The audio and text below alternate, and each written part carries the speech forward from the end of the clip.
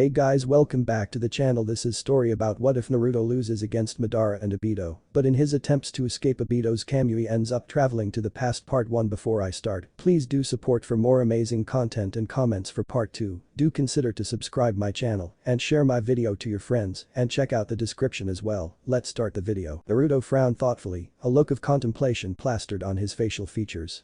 The situation he found himself in was not one he thought any other person could say that they had found themselves in, unless this kind of thing happened to everyone who had died, which he pretty much doubted. It seemed that somehow, he had been transported to, or otherwise resurrected in either a different timeline, or different dimension or both. The last thing he remembered was his final battle with Madara. He and the old man had fought long and hard, cancelling each other out for most of the battle. It seemed the old man was even greater than legend had made him out to be, and had managed to counter everything that Naruto had thrown at him, but even through all that, Naruto never once doubted that he would win. He always knew that no matter what happened, and no matter how strong the true founder of Akatsuki seemed to be, that he would have a weakness that Naruto would eventually find and exploit. But things didn't quite work out that well. Kakashi and Guy were defeated and killed by Obito, and Naruto ended up having to fight both Obito and his sensei, Madara, a deadly combination that had caused even his unwavering determination and unending optimism to shatter into microscopic pieces. Eventually, Naruto was overpowered and sucked into Obito's Kamui. Kurama, with his and Naruto's remaining chakra reserves, had used the rare ninja art, Yin-Yang Release, to try and manipulate the space-time manipulation of Kamui to their advantage, but the result of using an art that he barely knew of from his memories of the Sage of the Six Paths was something neither Kurama or Naruto could have expected. Back then, I thought I had died from chakra exhaustion, or at least, I should have died from chakra exhaustion, but it seems like I have been transported to an alternate timeline sometime during the Third Shinobi World War, and it appears as though I am no longer a Jinchuriki. Wait a minute. If I am now living in that era, that means that mom is still alive and she's the Jinchuriki, thought Naruto with wide eyes. What's wrong with this kid? He ain't answering any of our questions, just sitting there with a stupid expression on his face. You think he's retarded? Asked Hoshigaki Kisame with a toothy grin, a monstrous-looking teenager with light blue skin, wide eyes, sharpened shark-like teeth and dark flufin-styled hair, also spotting a set of gills on either of his cheeks. The 15-year-old is wearing black shinobi pants, striped leg warmers, and blue ninja sandals on his lower half, spotting a dark blue sleeveless top with a large belt wrapped around his torso, a belt that holds a giant sword that is attached to his back. The sword itself is wrapped in white bandages, only exposing the hilt of the word, which has a small skull at the edge of the handle. This is Hoshigaki Kisame, thought Naruto with wide eyes, fearing for his life, a life that he now realized hinged at the mercy of the most sadistic member of the Akatsuki. No, what am I worried about? If recall what Aoba said correctly, then Kisame does not meet Obito until he kills his master. Wait, he already has Samehada, that means he is already allied with the Akatsuki, thought Naruto, trying with all his might to control his emotions, which was something, regrettably, he was never good at, silently making a vow to make that one of the first things he would work on if he managed to survive. Oi, Kisame. Stop scaring the poor kid, just look at him, it almost seems like his heart is about to collapse any second now. Admonished Hazuki Mangetsu mockingly, a 13-year-old shinobi swordman prodigy from the Hazuki clan with long white hair, purple eyes, and the shark-like teeth of the seven swordsmen of the mist. He is wearing a black sleeveless top with grey shinobi pants, striped leg warmers and black ninja sandals. On his right hand is one of the legendary swords of the mist, the Nabari, which he was using to restrain the blonde Uzumaki with, using the wire thread of the needle-shaped sword to bind the blonde former Jinchuriki. The thread sinking into the boy, who looked no older than 10 years old, painfully, causing blood-leaking wounds on his flesh. Held by a belt around Mangestu's waist is a scroll that contains the other legendary swords of the Hidden Mist Village, namely, the Haramakai, the Lightning Dual Fangs, the Shibuki, and the Kabutoari. No, I must relax. If I am not mistaken, I should not be born yet in this timeline. Kisame doesn't know who I am and Akatsuki are still recruiting members, they have not started hunting tailed beasts yet. I'll be safe as long as I play my cards right, thought Naruto, taking a deep breath in order to calm his nerves down. So I'm inside an interrogation chamber in the Seven Ninja Swordsmen's headquarters, or base of operations. As long as they don't have mind transfer techniques, I should be able to hide my past or future. No future, but then it's my past. Arg. This is so confusing, thought the 10-year-old looking prodigy, who is actually 16 years old mentally. Well, you must have made quite an impression on him, Kisame. I guess I shouldn't be surprised, you do seem to have that kind of relationship with most brats, said the leader of the organization, Mamachi Zabuza, a 14-year-old prodigy with short, spiky black hair with dark eyes and small eyebrows, wearing white bandages around the lower half of his face, with a Kiri forehead protector worn sideways across his head. He is wearing black sleeveless shirt with matching pants and sandals and striped leg warmers. Across his torso is a thick belt holding the giant cleaver that is attached to his back, the kubikirabacho. Please don't hurt me. I'm just an orphan trying to survive in the harsh wilderness. I haven't hurt anyone or done anything to you. Please don't hurt me," cried Naruto pathetically, trying to play the innocent boy card, even using the puppy eyes technique in order to appeal to the goodness in the hearts of the most sadistic group of shinobi in the elemental nations. "Nice try, Kozo. Had it been anyone else, you might have successfully fooled us. That was the most impressive act one have ever seen. Demo, I'm a censor type shinobi, you see, and so is Kisum, and there are only 2 people alive that I know of with more chakra than you, and you're only 10 years old if I'm not mistaken. You're no ordinary kid, we can tell that much. The way I see it, you only have 2 choices. 1, tell us everything you know and everything about yourself, and we will decide what to do with you based on the story you tell. 2, tell us lies or don't say anything at all, and we play a game where we see who amongst us can torture the information out of you. Please choose the latter," said Mangetsu with a bloodthirsty smirk, scaring the living daylights out of the blonde Uzumaki. "Uzo, they saw right through me. I guess I have no choice but to talk, but I can't tell them everything, I'll just have to improvise," thought Naruto analytically. "Okay. I'll talk, where do you want me to start?" asked the blonde Uzumaki. "Why don't you start with your name?" demanded Zabuza authoritatively. "Uzumaki Naruto of the late Uzumaki clan," said Naruto simply, causing the trio's eyes to widen in surprise. "And Uzumaki, haha, I guess that would also explain the ridiculous chakra reserves, so you're a survivor of that clan, huh? How interesting," thought Mangetsu out loud. Interesting indeed, but also very suspicious. What were you doing in Kiri territory? I would have thought in Uzumaki would be looking to get into fire country, wasn't your home village allied with Konoha? Questioned Kisum curiously. Hi, but you see, I have only recently found out about my origins, like I said, I am an orphan," replied Naruto simply. "And how did you find out about that?" demanded Zabuza. "Well, I was raised by an old sage who recently passed away, leaving me to fend on my own. I don't think I have to tell you that he knew of my origins," equivocated the blonde impressively and successfully.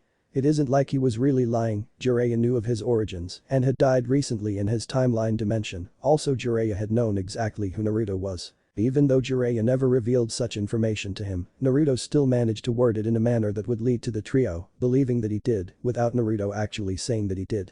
I see, so that means you have been trained in the arts of ninjutsu. Tell us about your skills and what happened before we found you passed out," asked Mangetsu curiously. "Ah well, I'm quite adept at wind style techniques, clone techniques, and shape manipulation. That's about it really," replied Naruto with a small frown, realizing just how little his ninjutsu repointer was. "What kind of Uzumaki doesn't know any sealing or barrier techniques?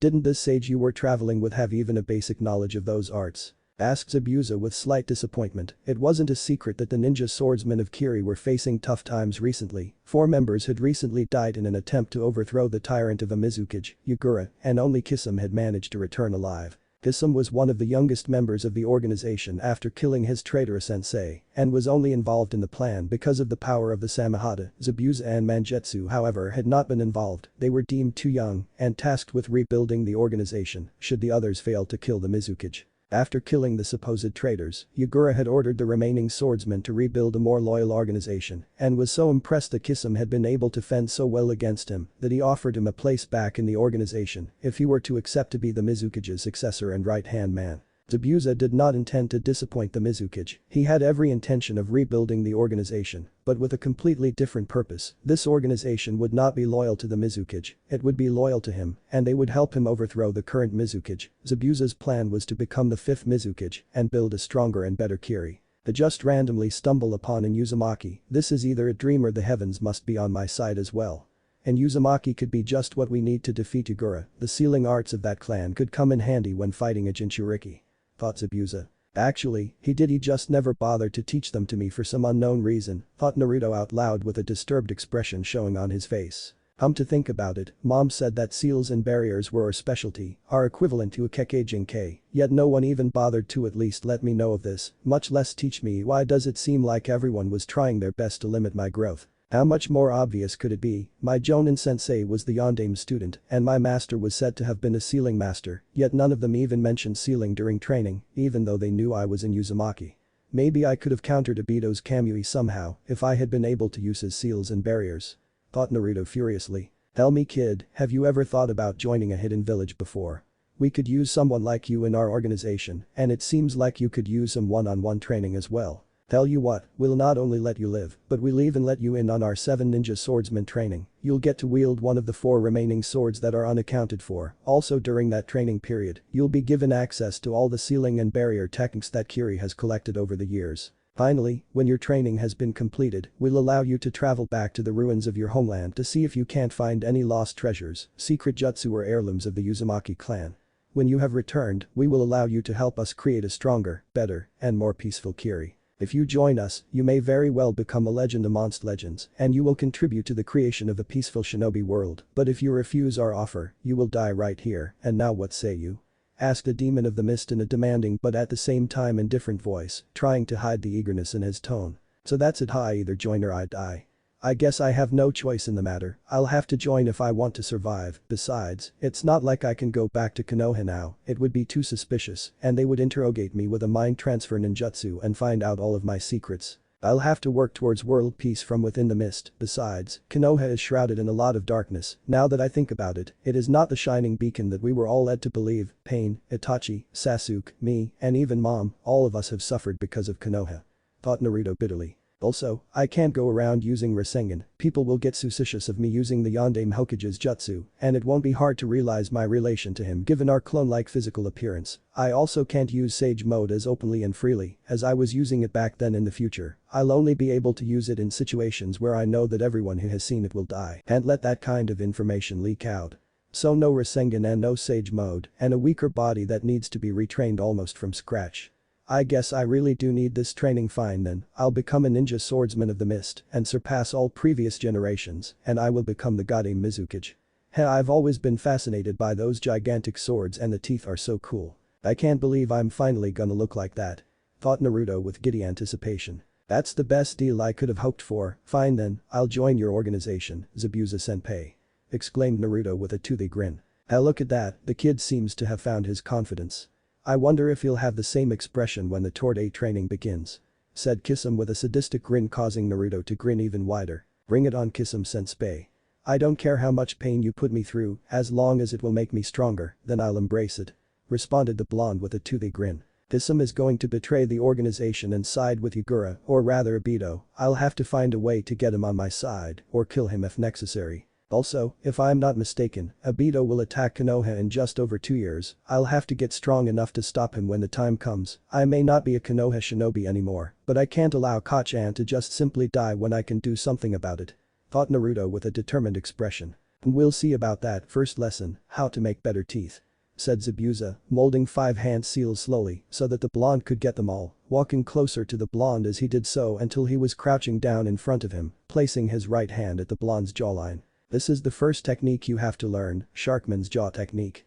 Exclaimed Zabuza with a sinister smile, chuckling maliciously at the blonde's expense. The blonde screams of horror and agony, snuffing out the sounds of the trio's laughter. Let this be a permanent mark that will remind you of who you are. From this day on you will thrive in the thrill of battle, smile at the sight of death, and bask in the blood of our enemies. You will remember, no matter where you go, and no matter what you do, that you are first and foremost a murderer, a ruthless and merciless killer who will do and risk even your soul for the benefit of your people.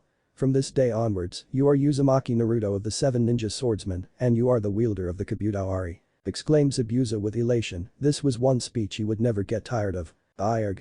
Gwa. Screamed Naruto in agony, feelings of doubt creeping into his consciousness as the interior of his mouth was painfully reconstructed. What the hell have I gotten myself into, thought Naruto fearfully. If I remember correctly, this is the place that Obito extracted Kurama from Kacchan. Well, Dad was busy finding a safe place to hide me. This is perfect, I'll just hide out here and attack Obito just before he extracts the Biju. I'll have to make it quick though, I don't fancy a 3-way fight with the fake Madara and the Yellow Flash. Thought a 12-year-old Naruto out loud. He'd grown a lot since his swordsman training, definitely a lot taller and more muscular than he used to be, and a lot stronger too, both physically and ninjutsu-wise, compliments of the Shadow Clone training. He was wearing a sleeveless blue shirt with black shinobi pants and matching sandals, also wearing striped leg warmers with a brown weapons pouch on his right leg. A huge mallet-like weapon is attached to his back with golden-colored chains, with a slight glow to them. One thing he was thankful for was that even without the Kyuubi, he still had a ridiculous amount of chakra, and it seemed Kurama's regeneration properties were still a part of him, which made his training a lot easier and faster. True to his promise, Zabuza along with Kisame and Mangetsu had trained him in the secret arts of the ninja swordsman, teaching him all standard swordsman water techniques and their sword fighting styles, even the famous silent killing method. Zabuza also beseeched a man called Ao to teach Naruto about the barriers and seals of Kiri, a knowledge that he went on to improve upon with the knowledge that he obtained in the ruins of Yuzushiogakure no Sado. He'd even managed to create his own arsenal of space-time ninjutsu, thanks to the knowledge he obtained in Yuzu, one he named the Splitting Void Migration Technique, and the other called the Slash-Throat Migration Technique.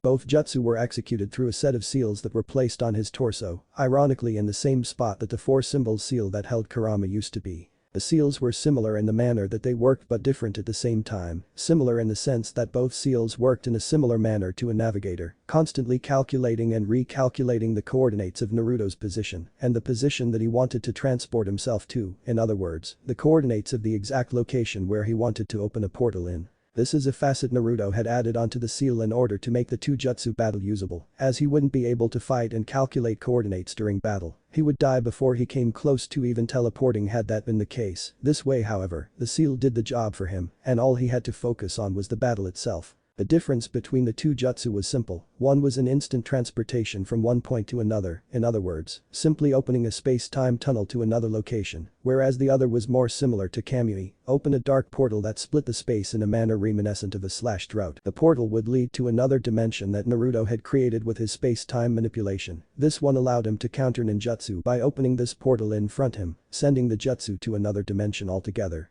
The jutsu was slower than the splitting void migration, but had a much wider area of effect. Basically, instead of placing markers on people, weapons, and surfaces like his father did, Naruto simply calculates coordinates with his seal and subsequently jumps to that location. I'll have the element of surprise in this situation, if I time my attack perfectly, I could end this once and for all.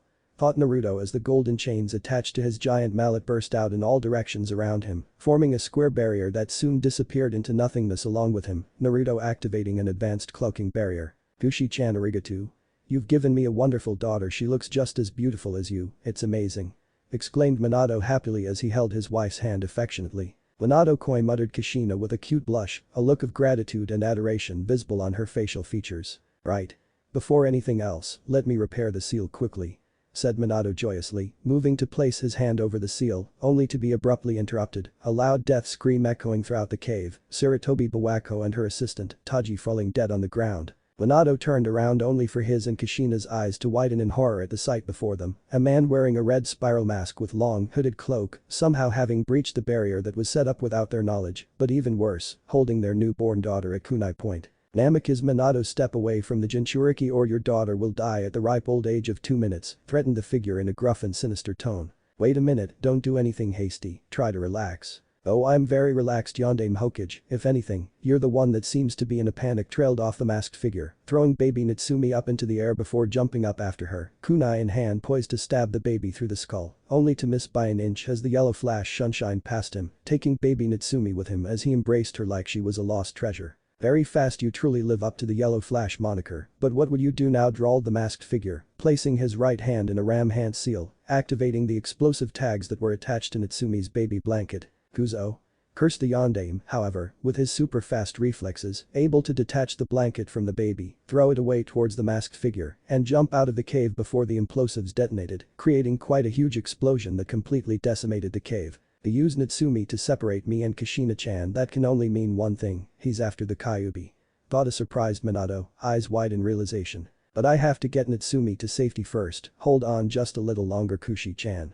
Thought Minato with determination, disappearing from the spot that he had landed on, leaving behind a small breeze of air behind, instantly appearing at his house in the outskirts of the village inside Natsumi's room. I'm going to leave you on your own for a little while, Dad has to go and get mommy back from the bad guy, just hold on a little bit, I'll bring mommy back to you, I promise. Said Minato, placing baby Natsumi inside her crib, giving her a light kiss on the forehead, and then disappearing again, using the Flying Thunder God technique to transport himself back to his wife, hoping to get there in time to save her. Minato uses a complex sealing formula to teleport between locations that he has managed to mark and has incorporated that same sealing formula into the seal that contains the Kyuubi he wanted to be able to protect you at all times, yet I have managed to separate you from him. Said the masked figure with his right hand in a ram hand sign, executing a complex sealing jutsu that held Cushing tightly bound in between two pillars. Who are you and what do you want with the Kyuubi, breathed out Kushina in her weakened state from trying to hold back the Kyuubi while giving birth. I will extract the Kyuubi from you and use it to destroy Konoha. With the Kyuubi under my control, you people will have no hope. Exclaimed the masked figure, making direct eye contact with Kushina, the Tamo in his Sharingan spinning rapidly. This is it. This is the moment I've been waiting for. Thought Naruto, using the splitting void migration to teleport himself to the masked figure's location, attacking him from his blind spot with instantaneous speed, swinging the Kabuto-Ari violently and mercilessly, slamming hard into the unsuspecting masked man's back. The power behind the swing, combined with the monstrous power of the mallet itself, which is said to be able to break any and all defenses, was so great that the masked figure flew at speeds that would make Shunshin no Shishui jealous, so much so that the man flew for 600 meters before crashing into a mountainside, smashing right through the mountain and slamming headfirst into the ground, unable to even activate his space-time migration, falling into a near-death-like state almost instantly, the middle of his torso completely blown off along with his organs, the only thing keeping him alive being Hashirama's Senju cells that were implanted into him, but even that wouldn't keep him alive for more than 5 minutes, with his heart exposed to the world, beating slower and slower by the minute. Guzo? Toby's in trouble, I think he might be dead. Shut up, I'm trying to concentrate. Thought White and Black Zetsu respectively, the contrast of personalities clashing as usual. I can still sense his chakra, quickly, make a sporulation clone, and have it merge with him. We can't afford for him to die. Alright. I'm already on it. I'll have him back on his feet in no time at all. Thought Zetsu from his hiding spot on the ground, using his Mayfly technique to completely extinguish his chakra signature by merging with the earth. The sealing jutsu that was holding Kushina in place vanished almost instantly, causing her to fall face first into the dirt, only to be caught in a bridal embrace, moments before she made connection with the hard and unforgiving surface. Are you alright? Asked Naruto with a small smile, asking what he knew to be a rhetorical question. She was definitely alive and was going to live no matter what, he would make sure of that. Arigato Minato-kun, I love you so much. Answered Kushina with a dazzling smile, happy that the love of her life had come through for her once again. Sorry, but I'm afraid that you have mistaken me for someone else. My name is Uzumaki Naruto, I am a distant relative of yours. Said Naruto smoothly, lying through his teeth yet at the same time not lying at all. His real mother was in another timeline, and this woman had given birth to someone else, so technically, she wasn't his mother, yet at the same time he was still in Uzumaki, and hence was a relative of hers.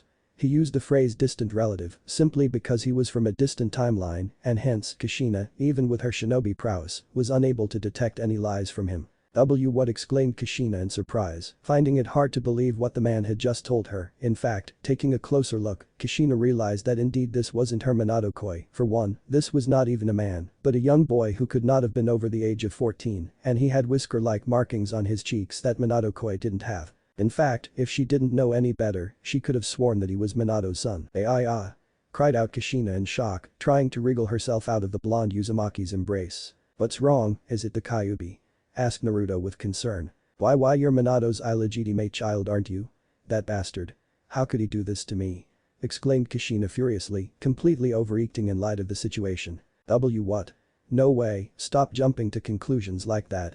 I told you I'm your distant relative, I'm from the Uzumaki clan. Retorted Naruto in a panic. Yeah, and I'm the sage of the 6 paths. There's no such thing as an Uzumaki with blonde hair, my kinsmen have always had red hair. Retorted a livid Kushina. So what, I'm the exception. Besides, only one of my parents was in Uzumaki. Even so, our bloodline is dormant, it should have Kai'a. Screamed out Kushina in agony. What is it? What's wrong?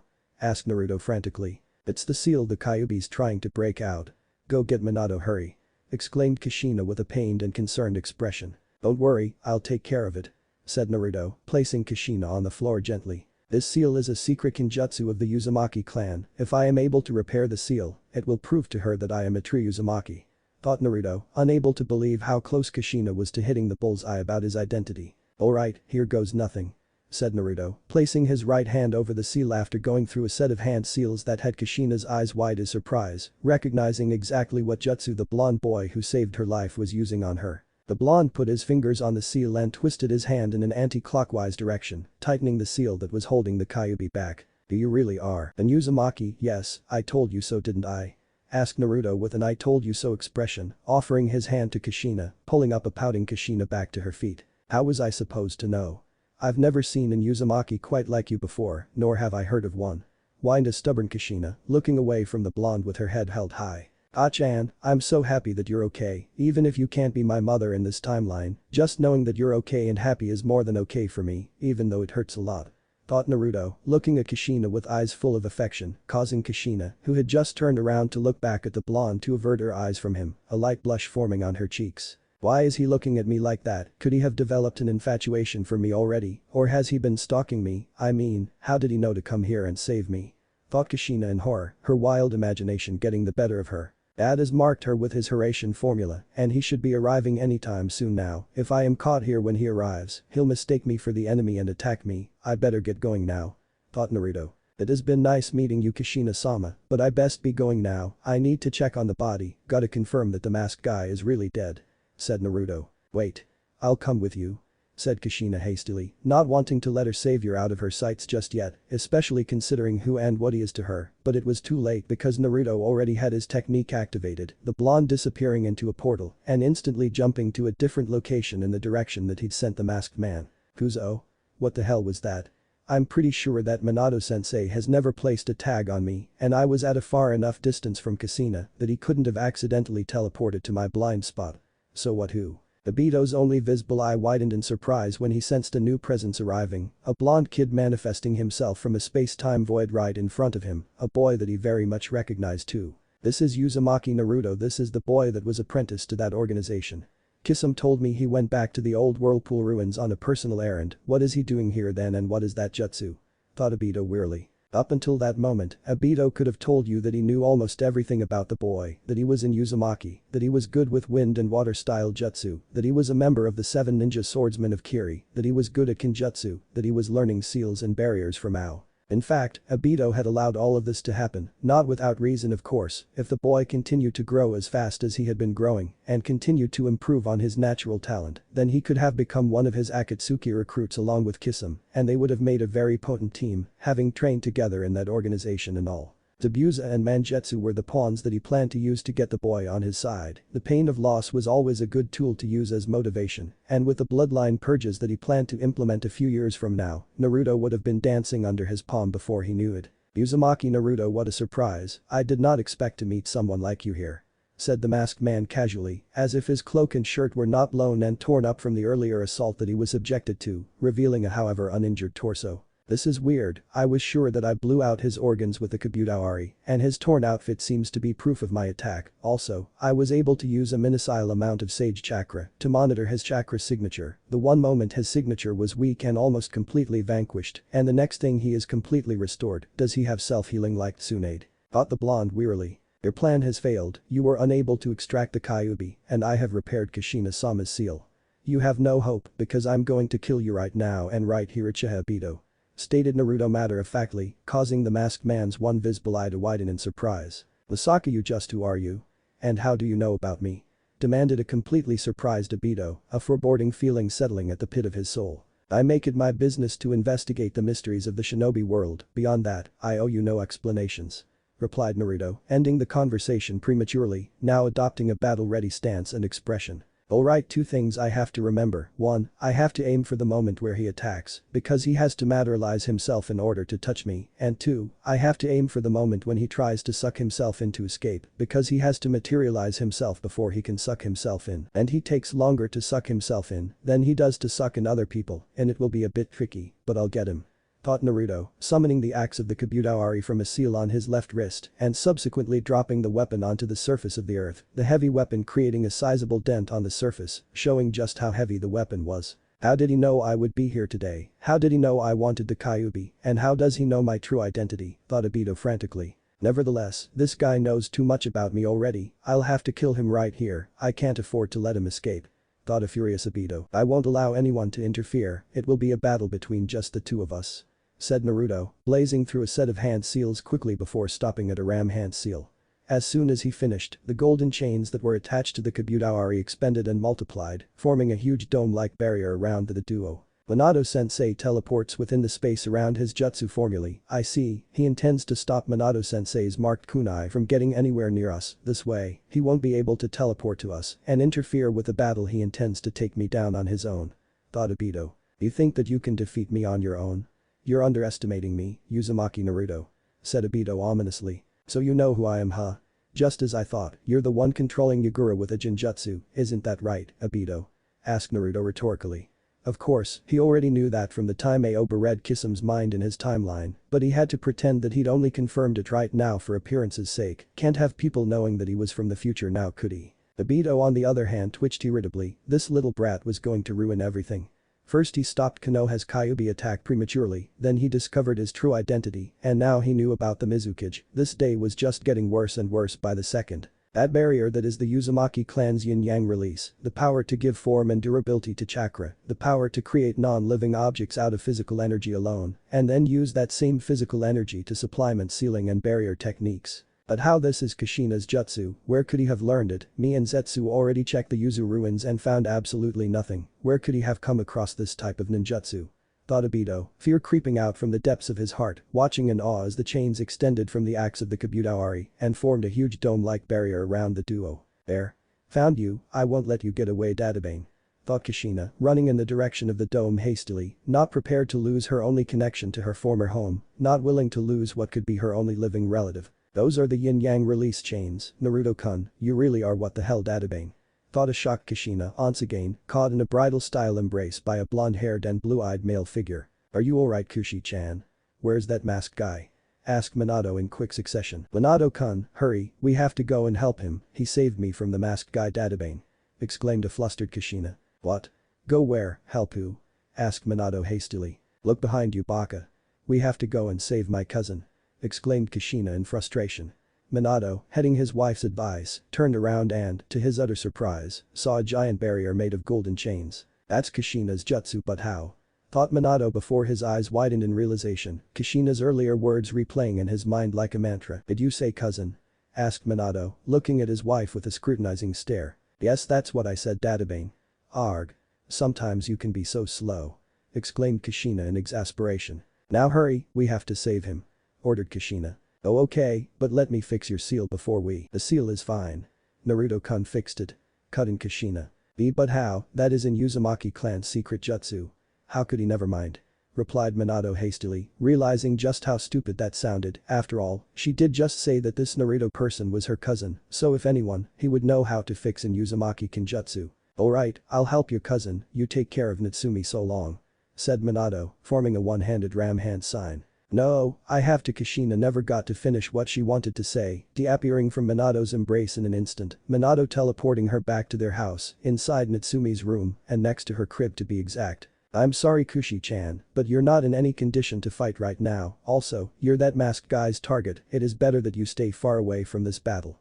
I'll save your cousin for you, I promise thought Minato out loud, staring at the barrier with an analytical mind. If he's setting up something like that, then he must be trying to stop anyone from interfering with the battle, unfortunately, I'm not just anyone. Thought Minato with determination, throwing a tri-pronged kunai towards the barrier at blinding speeds. Who is the masked guy? How did he know that Kushina's seal would weaken during childbirth? How did he break through a Konoha's secret barrier without detection? Is he related to Uchiha Madara? And why does he want to do with the Kyuubi? These are questions I need answers for in order to properly protect my family and village, and the answers are inside that barrier. Thought Minato before vanishing from the spot on which he was standing with the Flying Thunder God technique. Uzumaki Naruto, you've matured and grown into a thorn on my backside, not the flower that I had planned for you to blossom into. It looks like I'm going to have to kill you, what a shame, you would have made such a useful pawn. Said the Obito venomously, connecting a handcuff chain to both of his wrists. HN, so you were planning to use me like you did the Mizukage, like you're using Kisame-senpai? Asked Naruto, causing Obito's lone visible eye to widen in horror. It's over for you Obito, nothing you do is ever going to succeed, I have already converted Kisame-senpai to my side, and I have marked the Mizukage with a space tracking seal, I will find him and release him from your genjutsu, you have absolutely no hope. Said Naruto victoriously, slamming the painful reality at the masked figure of Obito. He was lying through his teeth though, there was no such thing as a space tracking seal, at least not yet. It was a jutsu he was working on, a jutsu that was maybe a few years away from being completed. He just told Obito that he'd marked the Mizukage so that he wouldn't return to Yagura's side again, for fear that Naruto would be able to find and attack him at will if he did. The story about earning Kisam's loyalty was also a lie. He hadn't even talked to Kisam about peace yet, nor had he mentioned anything to him about Obito. But Obito didn't have to know about that. He was going to die anyway, and even if he survived and managed to escape, he would probably not be returning to Kiri anytime soon because he would believe that he'd lost the Sanbi and lost Kisam's loyalty as well. As far as he would be concerned, there would be nothing in Kiri for him to return to, and that would buy Naruto enough time to do something about Kisam and to remove the Genjutsu placed on Yagura. Still, I'll probably be forced to get rid of Kisam anyway. It will be impossible to trust a man who has killed so many of his own comrades, even if it was under orders from the Mizukage. Also, for all I know, he could take my side only to end up acting as a double or even triple agent. In the end, his past actions have made his character too questionable. Right now, he's just a loose end that must be cut down. After all, how can I trust a man who doesn't even know who he is? Thought Naruto. Bastard. Just who the hell are you? Exclaimed Obito, uncharacteristically losing his composure. Oh, I thought you knew already. I'm the guy that's going to kill you. Shouted Naruto, running at the masked Obito purposefully. We'll see about that. Exclaimed Obito viciously, running at the blonde Uzumaki with equal vigor. I remember this strategy, it's the same one that he used to defeat me in the future. If I'm not mistaken, he's going to allow me to phase through him, and then he's going to materialize himself and trap me with those chakra absorption chains. In that case, I'll get him as soon as he materializes himself. Thought Naruto, attempting to use his super reflexes to slam his mallet against his adversary's face, only to phase through the mysterious figure. But, true to Naruto's prediction, Obito materialized himself and pulled his arms around his torso, hoping to capture the blonde Uzumaki with his chain technique and have him at his mercy. Gotcha. Thought Naruto with a devious smirk. Naruto disappeared a split second before he made contact with the chains into a void in the space, appearing right in front of the masked Obito, who had absolutely no chance to react at all, the blonde smashing the mallet of the Kabuto-Ari against Obito's mask with all his might. "Wah!" cried Obito in shock and pain. So unexpected was the attack that he didn't even get a chance to prepare for the impact, which was good if you were on Naruto's side, because Obito would have just made himself intangible if he'd had that chance. The power behind the attack was so great that it reshaped the whole terrain, the whole earth caving in on itself as Obito flew away, his body digging a long and deep trench on the ground. That was a direct hit to the head. It's over, his head should be completely obliterated, he won't survive that. Thought a self-assured Naruto, however, still not willing to let his guard down against such a formidable foe, waiting on full alert and eagerly for the dust and debris to settle down so that he could confirm his kill. It was also because of this kind of vigilance that Naruto was able to avoid an unexpected attack from his blind spot, teleporting himself to a spot 8 meters away from where he was standing on the right side, which placed him at a position where he could anticipate an attack from both the direction that Obito's body had landed and where the new threat had just recently landed. That was close. How did you break through my barrier, Yondaime Hokage? Asked Naruto curiously, not really sure whether to be surprised or not considering who he was dealing with here. It seems you have intel about my jutsu somehow, why don't you try and figure it out yourself, Naruto-san? Retorted Minato with narrowed eyes. Oh, what made you come to that conclusion? Asked Naruto, cocking his head to side with a curious gaze. You double-layered that barrier and made it so that it was 8 meters thick, and right now, you're standing exactly 8 meters away from me. That says a lot about how much you know about me. It's no coincidence that the limit of my jutsu just so happens to be 7 meters. You were counting on the fact that I can only warp myself at the maximum of 7 square meters of the space around my jutsu formula, therefore, because the barrier was 8 meters thick, you concluded that I would be unable to bypass it and attack you. Explained Minato, tightening his hand on the kunai that he was holding to calm his nerves, the same kunai that he had caught just before it made contact with Naruto when he teleported to it. Seems like I might have underestimated you, so tell me, just how did you manage to bypass my barrier? Asked an intrigued Naruto. You made a common mistake, thinking that I only know how to warp myself and other people, demo that is very far from the truth. Explained Minato vaguely, not willing to give away some of his secrets needlessly. I see then, that means you can warp the space around your jutsu formula itself, in other words, you must have continuously warped the immediate space around your kunai as it traveled, which would have allowed the kunai to phase right through the barrier, or rather, to pass through the opening that you warped when your kunai made contact with my barrier. And then, when the kunai had entered the space on the other side of the barrier, you simply warped yourself to that same kunai. Impressive, I never thought you could use the Hiraishin like that, this jutsu is more versatile than I thought. Praised Naruto, genuinely impressed with the versatility of his father's jutsu. Liar, you already thought that I could do that, you just were not sure about your theory. You used this barrier as a means to find out more about my technique, as a sort of test. The best part of your plan is that you also knew that as Hokage, I would have no choice but to infiltrate your barrier in order to gain the information required to protect my village. You're very manipulative individual Naruto-san," said Minato, shamelessly accusing the blonde Uzumaki. A very insightful individual you are indeed Minato-san. Demo, I was hoping that you would stay away from this and rather take care of Kushina-sama. She is the last living Uzumaki I know of besides myself, and she is the heiress of our clan. Because of that, she is very precious to me. Go to her side and make sure she is okay. I will handle everything here," ordered Naruto. "I need to get him out of here. I'd prefer he doesn't find out about Obito. It will just cause needless pain and confusion, and he might turn against me if he realizes that I just killed his former student," thought Naruto wearily. "Kushina-chan's safety is my priority. Why do you think I have come here? The information I gather here might help me do a better job protecting her in the future. Also, it would be to her benefit if I can eliminate the masked guy right here and now," argued Minato. "So I won't be able to get you to back down, huh?" asked Naruto. "No, you won't. I will do this with or without your consent. The only thing you can do for me is to either help me or stay out of the way. I'd prefer if you just stayed out of this. You're just a kid, there is no need for you to risk your life needlessly," replied Minato seriously. How cocky, did you forget that I was the one who saved your wife for you? That guy would have extracted the Kyuubi, Kushina-sama would be dead, and your village would be under attack by the Kyuubi if I hadn't interceded, and now you think you can act all high and mighty over me?" asked a bewildered Naruto. "That's not it. Kushi-chan pleaded that I protect you and return you to her safely. She doesn't want to lose the last link she has to her former home. She was really worried about you," explained Minato. "She pleaded for him to save me. Chika-chan, you have such a pure heart," thought Naruto nostalgically. "You say that now, yet you attacked me only a few minutes ago," stated Naruto matter-of-factly. "When Kushina told me that you were her cousin, I thought that if you're anything like her, you'd be incredibly stubborn and refuse to back down. So I thought I would incapacitate you and take you back to Kushina while I deal with the masked guy," explained Minato. "Incapacitate me? Yeah right, you meant to capture me didn't you?" retorted Naruto. "Well, we can't afford to let you join our shinobi forces without following standard protocol. You'll have to go through a standard interrogation to ascertain your intentions with Konoha," explained Minato defensively. "I see, then let me ask you this, who said I wanted to join your hidden village?" asked Naruto rhetorically. What? But I thought what? That I would become just another one of Konoha's puppets. You must be out of your mind.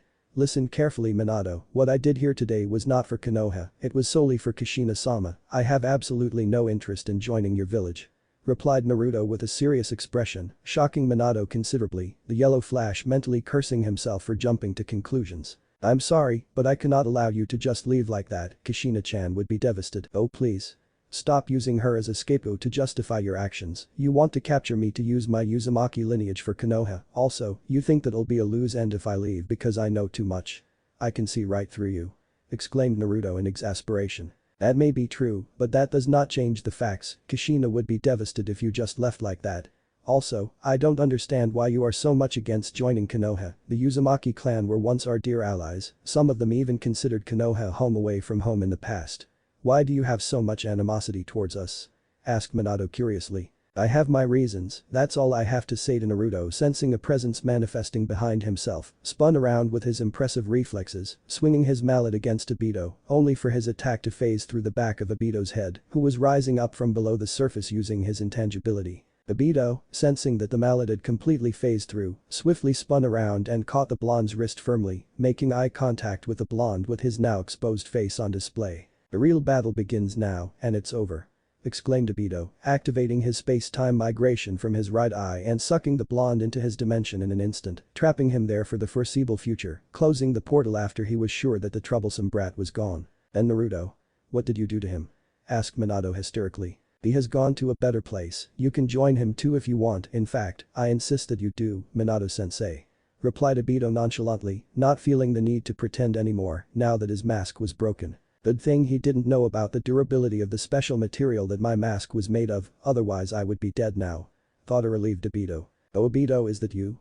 asked a wide-eyed Minato, shock written clearer than the sun itself all over his face. "HN, you still recognize me even WTH this disfigured face, you have good eyes, Minato-sensei," said Obito with an uncaring tone. "Obito, no way, you must be an impostor, Obito is definitely dead," retorted Minato with conviction, struggling, or maybe even simply refusing to believe what he was seeing with his own two eyes. Yes, and I suppose that you were there when I supposedly died, you witnessed my death with your own eyes, and you did an autopsy on my body before you buried me, right, Minato-sensei?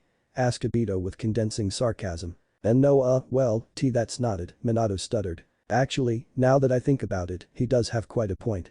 Kakashi and Rin were the last ones to see Obito, and he was alive the last time they saw or touched him, all they saw were a number of rocks falling over him. Namely, they just assumed he was dead because anyone else would and should have died under the same conditions, unless that person has the ability to phase through solid objects. Thought Minato. Also, it was reported that Obito's right side had been crushed by a boulder when he offered Kakashi his other eye, and this guy not only looks like Obito, but has a disfigured right side of the face.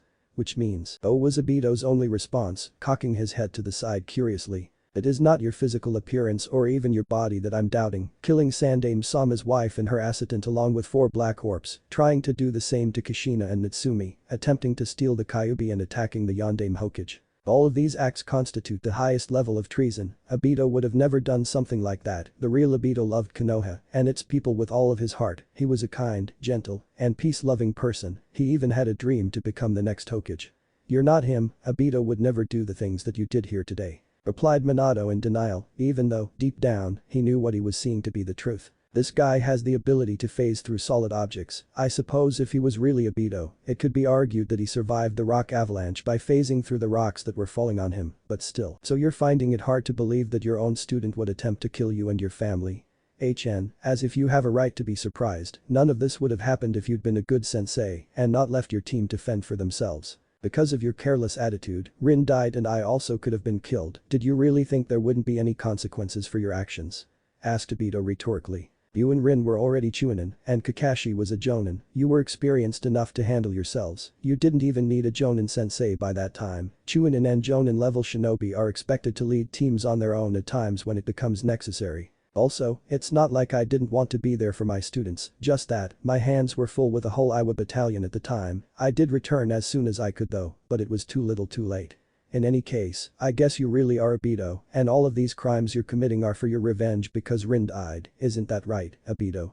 Asked Minato with narrowed eyes. Revenge huh? Close, but not quite, you're thinking way too small. Why would I go through all that trouble for something as petty as revenge? You've got it all wrong, Minato-sensei. My intentions are far more noble than that. I'm not that shallow, you know, despite what you may believe.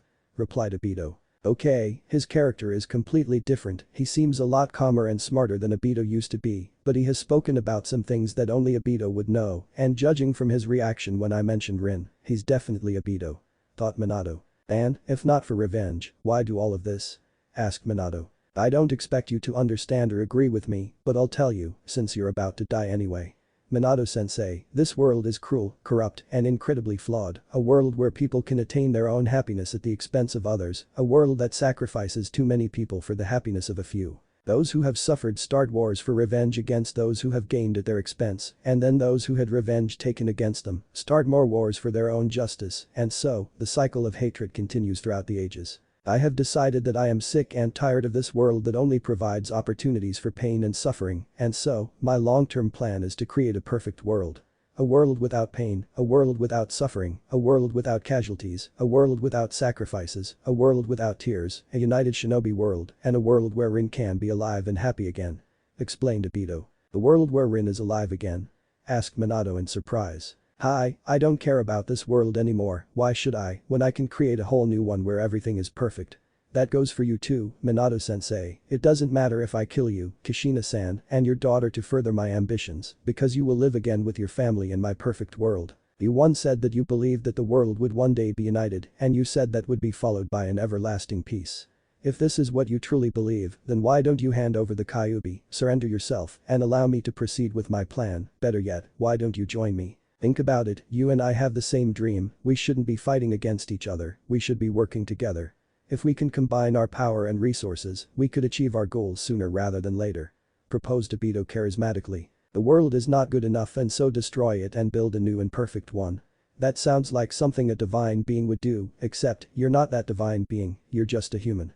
Retorted Minato. Yes, but together, we can reach the heights of divinity, we can overthrow this cruel god that exists and recreate the world as we see fit, we can become the gods of the new world. Think about it, Minato-sensei, you don't have to do it for yourself, just think about all the pain and suffering that your wife had to endure in this cursed world, all the hate and malice that was directed towards her as a Jinchuriki. Think about your daughter, what kind of future do you think she has in this cursed shinobi world? Her life was in danger only a few minutes after her birth, and she almost lost her mother before ever getting the chance to know her. This life is fickle and feeble in its entirety and promises nothing but pain and suffering, but you can change that, we can change that. If you truly love your family and friends, you'll join me and help me create a better world for them. Offered Obito convincingly. I see, I think I finally understand him, he has really grown up, hasn't he, and so have his dreams and objectives. Rather than becoming Hokage and ensuring peace for Konoha, he has expanded his vision to include the whole of humanity itself, namely, he seeks not only peace for his own people, but for the world itself. I would have been proud if his methods were not so inhumane. Thought Minato nostalgically. Okay, I'll join you, but only after you share all the details of your plan step by step and don't leave anything out, I'll know if you do. Declared Minato. Alright, I will tell you everything you want to know, but only after you prove your loyalty and dedication to our cause, trailed off Obito with a sinister undertone. What do you want me to do? Asked Minato, eyes narrowed in suspicion. Deliver the Kyuubi, and I shall tell you everything. As a symbol and a laborer of peace, one must be able to extinguish their individuality and thus think and act in a way that benefits the world as a whole, even if the requirement is to forsake your own heart or the lives of your loved ones. In other words, our mission is one of unwavering faith and enormous self-sacrifice. Henceforth, your compliance to my request would be the ultimate declaration of loyalty, and I would reward such loyalty with the ultimate declaration of trust by sharing all my secrets with you. Explained Obito with complete seriousness, something he had not quite displayed before as Minato's student. So what will do, Minato-sensei? Is your wife more important to you than the world's peace? Asked Obito, adopting a relaxed posture with his right hand on his waist and his head cocked to the side curiously. I thought so. He needs the power of the Kyuubi to complete his objectives, without it, his plans either can't be fulfilled at all or have a significantly lower chance of success. Analyzed Minato. I see, in that case the answer is no. Replied Minato with finality. Just as I thought, I'm going to have to kill you after all, too bad, we would have made a potent team, Minato-sensei.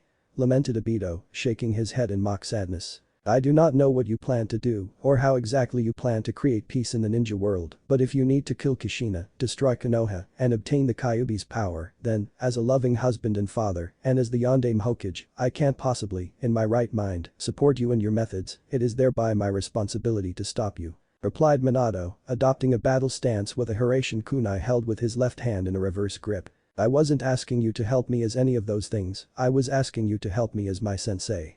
Retorted Obito, emphasizing the word sensei with dramatic effect. A nice try, but you're not the same Obito, and you also have another mentor, one that you clearly hold in higher regard than me, isn't that right? Obito asked Minato rhetorically, Obito's eyes widening in surprise at his sensei's great analytical skills. A very interesting analysis, what gave it away? Asked Obito with genuine curiosity. Just like a master engineer is able to differentiate between his work and someone else's, or when someone else has tinkered with his work, so can a teacher with regards to the work he has done with his student. Explained Minato philosophically. I see, was all Obito said, learning, once again, something new from his former sensei. So what was it like? Asked Minato cryptically. What are you talking about? Asked Obito. Learning under the great Uchiha Madara, what was it like? Asked a dead serious Minato, searching and analyzing Obito's facial expressions with intense scrutiny. How did why you know, stuttered Obito, eyes wide in horror, utterly confused and unable to understand how his former sensei could have possibly gotten his hands on that kind of information. The only way he could have known would have been if Zetsu had betrayed him and told the Yondaime Hokage. But that is impossible, Zetsu would never betray Madara-sensei, but then how was it Uzumaki Naruto who told him? But how would he? He does seem to know a lot more than he should though. Kuzo. This is not good. Thought Obito wearily. I didn't know for sure up until now, thanks for confirming my suspicions though. Replied Minato with a victorious smirk. You bastard. You tricked me. Yes I did, I am a shinobi after all, it's part of my job description, did you forget everything I taught you, Obito? Replied Minato, admonishing his former student for forgetting one of the most basic shinobi teachings. I underestimated you, I should have known better. However, I am very curious, what do you know about that man? Asked Obito. That man? Uchiha Madara, what exactly do you know about him? Asked Obito. You're trying to find out whether I really figured out your secret on my own, or if someone else informed me about it, meaning, you have other allies besides Madara, and you're now starting to doubt their loyalty to you and your cause. Am I right, Obito? Responded Minato. Obito right there and then decided to end all conversation with his former teacher, finally realizing just how dangerous even a simple conversation was against an opponent of this caliber. He's planting seeds of thought in my mind with words alone so that I can doubt myself and my own allies. Not only that, he is able to use every question and response to make quick and concise analogies about me and the secrets that I hold dear. He clearly has a lot more experience than I do. From here on out, our ninjutsu alone must do the talking. Obito, unwillingly but reasonably admitting defeat in the art of psychological warfare. No comment. There is no need for me to exchange words with you anymore, you're already dead, you just don't know it yet. Said Obito as he adopted his own battle stance. I see, in that case, trailed off Minato, throwing a lightning-infused kunai at the unmasked Obito with blinding speed. The attack was of course useless, the kunai phasing through Obito's body before crashing and sinking into the ground 10 meters away from his position. The Hiraishin kunai infused with lightning oscillations in order to increase speed and penetration. I see, he's trying to find out if there is a speed limitation to the activation of my intangibility before he goes into battle. A smart move, even as useless as it may be. Thought Obito. You won't defeat me if that is all you've got. People like you, who are unwilling to make any sacrifices for a greater good, should just give up. Exclaimed Obito, running at top speed towards Minato, eyes blazing with purpose and determination. Minato didn't hesitate either, also running at full speed towards his adversary. Close combat was his specialty after all. Usually, his biggest concern would be when the enemy tried to distance himself as much as possible. However, it made things a whole lot easier if the enemy came to him of his own accord. Student and teacher clashed a split second later, or at least would have clashed if Obito didn't activate his intangibility technique. As a result, Minato's attempt to stab Obito through the chest was a complete failure, the Yondaime Hokage phasing through the Rogachiha's body. Obito was also quick to react by pulling the chains attached to his wrist across his body, hoping to trap Minato and suppress his chakra with the chains. Minato wouldn't have been able to use his teleportation technique or any other technique for that matter if he had been caught by the chakra-absorbing chains, but fortunately for him, he was fast enough and wise enough to teleport away from the danger before it became too late. Obito was a little surprised when he didn't feel Minato's weight against the chains, but was relatively quick to get over it, realizing that it wasn't entirely out of the physical realms of possibility, given who he was fighting against and given the fact that Naruto had escaped the same maneuver only a few minutes ago. Just as I thought, he made himself intangible to defend against my attack, but he had to solidify himself in order to launch a counter-attack. Also, that maneuver was meant to use my speed for his own benefit. The faster the enemy is, the harder it will be for said person to react to the chains. Thought Minato from a crouching position that he had landed in after teleporting, turning around and standing tall to face his opponent again. I thought that kunai he threw earlier was to test how fast I can activate my jutsu, but I was wrong. He only made it seem like that, but what he was really doing was setting up another marker to teleport to. Thought Obito, noting that Minato was now actually standing over the trench that the kunai dug into the earth. Tell me Obito, why did Madara send you to get the Kyuubi, why didn't he come here himself? Asked Minato. I'm his apprentice, unlike you, he has never doubted my ability as a shinobi, he believes in me. Replied Obito simply. Really? I have a different theory, I think that Madara is not here because he is unable to be here. Just thinking about it, Uchiha Madara would have to be close to 90 years of age by now, he couldn't possibly be anywhere near fit enough to go into battle with anyone. Therefore, there are only two possible scenarios. 1. You plan to use the Kyuubi's raw physical energy and life force to re-energize him, or, he is already dead, and you plan to resurrect him in your so-called perfect world, the same way that you plan to revive Rin. Tear-eyed Minato, once again, paying close attention to Obito's emotional reaction, something that, unfortunately for Obito, was not as easy to hide without his mask. Once again, a very interesting and concise analogy, but very irrelevant for a dead man. Replied Obito with feigned nonchalance, in actuality, his nerves were close to breaking point. Minato's theories may not have been pinpoint accurate, but they might as well have been, given how much he was able to glean from such a limited amount of information. I suppose it doesn't matter, Inoichi-san will just have to extract everything out of your mind once I have captured you. Said Minato matter-of-factly, once again, adopting a battle-ready stance. His space-time ninjutsu surpasses both mine and Nidaime-sama, and he has quite a dangerous ideology too. I can't afford to lose to him here, thousands and maybe millions of lives may depend on the outcome of this battle. Thought Minato. I'm the one that's going to extract Kushina's whereabouts from your mind and then I'll turn you into a corpse. Exclaimed Obito, preparing to propel himself for one last attack. That idea was however thrown out the window almost as soon as Obito spoke it, a sense of fear creeping up the rogue Uchiha's spine as he stared at the unbelievable sight in the air, right between the two combatants, the sky splitting up in a manner reminiscent of a slit throat to reveal a dark void that opened up enough for a human being to pass through. What is that? Is that another of his Jikigen ninjutsu? Thought Minato wearily, making sure that his guard was up on full alert. Obito on the other hand used the Sharingan's ability to try and assess the nature and source of the jutsu, and needless to say, the results were more than shocking. The chakra in that jutsu seems familiar somehow. No way, it can't be. Thought Obito fearfully, his mind struggling to come to terms with optical information provided by his own Sharingan, but he had no choice but to believe, because no sooner had his mind rebuked the very possibility did the blonde 13-year-old appear from the void, walking out to the very edge of the portal so that he could look out at the other two space-time ninjutsu practitioners, and so that they could see him too, of course. I appreciate you allowing me to tour your dimension, Obito, but there are far more important things that I'd rather be doing than touring an empty storage room, said Naruto nonchalantly, as if he wasn't supposed to be locked in another dimension, with no way to ever return again until he died of starvation and/or dehydration. Naruto, you're back, exclaimed Minato happily. You seem to have a knack for stating the blatantly obvious, replied Naruto snidely. Not waiting for a response, the blonde Uzumaki quickly jumped out of the dark abyss as the portal snapped shut behind him and then disappearing altogether. Following the deactivation of the slash-throat migration technique, the blonde used a splitting void migration to teleport himself to a safe distance from both of his presumed adversaries, standing away to Minato's right-hand side and Obito's left-hand side. Uzumaki Naruto, I am 100% sure that I captured you, how is it possible that you are here? Demanded Obito. Let us see, I'm here because I don't seem to remember, said Naruto mockingly, causing Obito and even Minato to twitch irritably, both waiting in anticipation for an explanation, only to be brought back to reality harshly.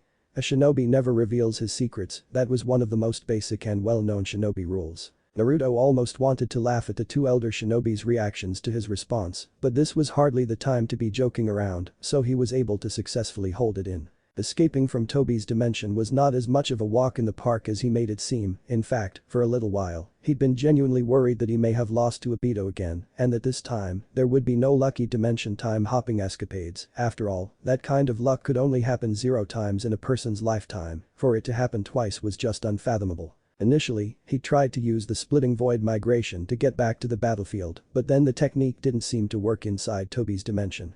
He just kept appearing in the same spot over and over again every time he tried to jump back to Earth. Of course, being the genius that he is, and knowing the ins and outs of his own technique, it wasn't long before he discovered exactly what the problem was. It was actually simple. The splitting void migration required the calculation of the coordinates of the destination in order to be effective, but Earth geographics did not apply to a different and enclosed dimension.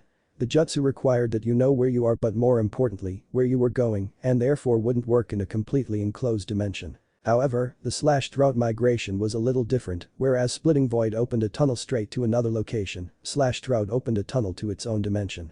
Therefore, Naruto didn't have to know how to calculate Earth coordinates from the Kamui dimension. With the slash-throat migration, he could just open a tunnel straight to his own dimension. And then from there, he could go back to the Earth, since he had already figured out how to do that from the slash-throat dimension. Of course, this was done only after giving himself a nice little tour inside the Kamui dimension. He'd been hoping to find something, anything important that Obito might have stored in there, but he was unable to find anything. Whatever, how you return doesn't really matter, I won't make the same mistake twice. Next time, I'll kill you the instant I lay my hands on you, replied Obito. I don't know how you survived my first attack, but I know it was your mask that saved you the second time. This time, I'll be sure to finish you off, replied Naruto, adopting a battle stance with the Kabuto-Ari mallet held out in front of him and his legs bent a little at the knees for propulsion. Wait, Naruto, shouted Minato hastily. I'll deal with you later, Minato-san, go back to your wife, ordered Naruto irritably. We can go and see her together once I have taken care of Obito. He is my former student, it is my responsibility to take care of him. At least allow me to atone for my mistake. You'll understand one day when you have your own students, retorted Minato. Besides, I promised Kushina that I would bring you back to her unharmed. I don't want to break any promises that I make to her, said Minato with a nostalgic smile. Utu-sen was able to severely wound Obito in my timeline and even managed to place a contract seal on him to release his control of Kurama, but there is no need to use a contract seal this time, so maybe instead of a contract seal, he could deliver a killing blow. Even if he can't or doesn't deliver a killing blow, I could finish him off when he tries to teleport away. After all, he does need to materialize himself in order to suck himself in. I'll just aim for that moment," thought Naruto. "Gee. Whatever, do as you please, just make sure you win," replied Naruto apathetically. "It'll definitely win, I can't afford to lose," replied Minato. "That's fine by me, I was planning to get rid of you first anyway," said Obito emotionlessly. Naruto's Jikugen ninjutsu surpasses Minato-sensei's jutsu in many ways, but even so, a weapon is only as strong as its user. Therefore, Minato-sensei is still the more dangerous of the two. This situation suits me just fine. I wanted to take on Minato-sensei first anyway, and then I'll take care of the brat later. Still, I can't afford to take my eye off Naruto, but at the same time I can't hope to defeat Minato-sensei without allocating my full concentration on him. Seems like I'm going to have to sacrifice an eye," thought Obito, once again, running head-on at his sensei with very impressive speed. He dematerializes himself in order to defend against physical attacks, but he has to materialize in order to launch a counter-attack. I'll have to aim for that instance when he counter-attacks, meaning, the one who attacks faster will win the battle, thought Minato, also running full speed at his former student with intent and purpose. However, unlike the previous clash, Minato didn't launch his initial attack at close range, choosing rather to throw a kunai at his adversary before they reached each other. Obito was a little surprised by the maneuver, but simply phased through it, just as he had done with every other attack thrown at him for a few years now. Minato on the other hand formed an instant Rasengan as soon as he launched the kunai, seemingly preparing to ram spiraling sphere against his former student's face. Obito extended his right arm at Minato, also, seemingly trying to finish the battle as quickly as possible, trying to grab onto the blonde Hokage so that he can instantly trap him in his dimension. Through all of this, not even a second went by, the kunai that Minato had thrown at Obito, only now completely phasing out the back of Obito's head. At the same time, Obito's hand was a split second away from grabbing onto Minato, who instantly teleported to the moving kunai, caught it with his left hand, and then rammed the Rasengan formed on his right hand through Obito's back. "Arg. Just kidding," said Obito with sadistic amusement. Having seen through Minato's strategy from the moment he threw that kunai, Obito never intended to materialize himself or to Kamui his former sensei, but only pretended that he did, hence why a slightly surprised Minato found himself once again unable to inflict any damage on his former student, phasing through his body once again. Unfortunately for Minato, his trajectory made it so that he ended up crouching right in front of Obito, who quickly materialized himself, grabbed hold of Minato's right shoulder, and activated Kamui, all in one movement. "I've won the battle of speed," thought Obito with elation and pride, activating Kamui in an attempt to instantly teleport his sensei away. Unfortunately, Obito failed to plan for a three-staged attack plan and therefore did notice the Hiraishin kunai that seemingly grew out of the ground right behind him. Minato, now 100% sure that Obito was tangible, 1 because of the hand on his shoulder, and 2, because he had already figured out that Obito would need to be tangible in order to activate that jutsu, waited until the very last second before teleporting himself to Obito's blind spot in the space around the kunai that was protruding out of the earth and then once again attempting and this time succeeding in his attempt to ram a Rasengan into the Uchiha prodigy's back, creating a large explosion that formed a large crater on the ground, sending fissures all around the battle area. The power behind the attack was so great that the whole landscape was destroyed and reshaped into large boulders, crevices, and trenches. Minato's attack plan did not end there. The Yondaime Hokage, using his super-fast reflexes and sealing prowess to switch from the Rasengan to placing a formula tag on Obito's back without his notice before jumping away to a safe distance. Wow. So this is what it's like to watch Otu-sen in action. I knew he was good all along, but this is just something else, thought a more than impressed Naruto. Obito jumped out of the crater only a few seconds later, also landing at a relatively safe distance from both of his opponents, holding onto his left arm in agony, his breathing also a little rapid and ragged. Kuzo? How did he that kunai, when did he thought Obito, looking at the kunai that was still protruding out of the ground near the spot he'd been standing at before getting on the receiving end of his former sensei's Rasengan. Obito's eyes widened even further when the kunai sank into the ground, only to rise again near the Yondaime Hokage's feet, Minato crouching down to pick it up before placing it back into his weapon's pouch. He used earth ninjutsu to filter the kunai under the ground and then had it resurface on my blind spot at the right moment in order to catch me off guard. He also waited until I activated Kamui before launching his attack, that means that he knows the weakness of my jutsu. Still, this doesn't make sense. When did he get the chance to trail off Obito in shock? This is the same kunai that I threw at you at the beginning, the one that I initially infused with lighting chakra, and the same one I used to teleport away from your chains when we first clashed. With Earth-style ninjutsu, I was able to make the kunai travel below the surface and waited for the right time to have it resurface at a location of my choosing. That is how I defeated your strategy," explained Minato. "I'm curious though, why didn't you materialize yourself when I formed the Rasengan after throwing another kunai at you? How did you know I was able to teleport to a moving kunai?" asked Minato. "I saw it earlier when you tried to use it against Naruto. I didn't know that there was another level to your jutsu up until that point in time. I would thank him for helping to reveal that secret, but as you can see, that knowledge didn't really help much, you still got me anyway," replied Obito apathetically. "I see, so, are you ready to turn yourself in? You've already lost an arm and you took a direct hit from my Rasengan, you're in no condition to fight anymore," asked Minato. Not in any condition to fight anymore. You don't know what you're." Minato, realizing that Obito would not surrender unless he literally had no choice, did not bother waiting for him to finish speaking what he wanted to say and used the seal that he had placed on his student's back to teleport himself to his position instantly, placing his palm on Obito's chest before activating a seal that was rapidly spreading on across his chest. Duration no jutsu. When did I see? He must have placed a marker on me right after he hit me with the Rasengan, thought Obito in shock, watching in horror as a seal array started spreading across his torso. A chakra suppression seal. He plans to lock away my chakra so that I can't teleport away or become intangible any longer, thought Obito in realization. But this, you won't be able to use any ninjutsu or genjutsu, neither will you be able to enhance your taijutsu and speed with chakra, you're now officially a Konoha prisoner," said Minato with finality and a surprising lack of emotion in his tone. Clap clap clap clap. "Well done, Namikaze Minato, I didn't think it was possible to stop someone like him without killing him, but you have actually done it, without even sustaining an injury, very impressive indeed," praised Naruto genuinely. Minato turned his head around to look at his miniature clone so that he could see if he really meant what he was saying or if it was just another one of his sarcastic remarks. Well, it wasn't as easy as it looked, you know, this guy was a super tough cookie, replied Minato with a goofy smile, scratching the back of his head sheepishly. "So, what are you going to do with him now?" asked Naruto. "What is he going to do with who?" asked Obito from a distance behind Naruto, causing both Minato's and Naruto's eyes to widen in complete shock, moreso Minato's, because Obito was in his direct line of sight, not only that, but he looked completely healed and rejuvenated. Naruto also quickly turned around to confirm if what he was hearing was actually real, and to his surprise, it really was what it sounded like. "But how? I sealed away his chakra, wait a minute," thought Minato, turning his head around again, only to see a fading Obito just before he disappeared into thin air. "The Genjutsu, no, that's impossible, Genjutsu doesn't work against me," thought Minato wearily, turning around, this time his whole body to look at the seemingly healed and replenished Obito. "What's going on, Obito? I was sure that I had captured the real you, and Genjutsu doesn't work against me, so what is it, how did you do that?"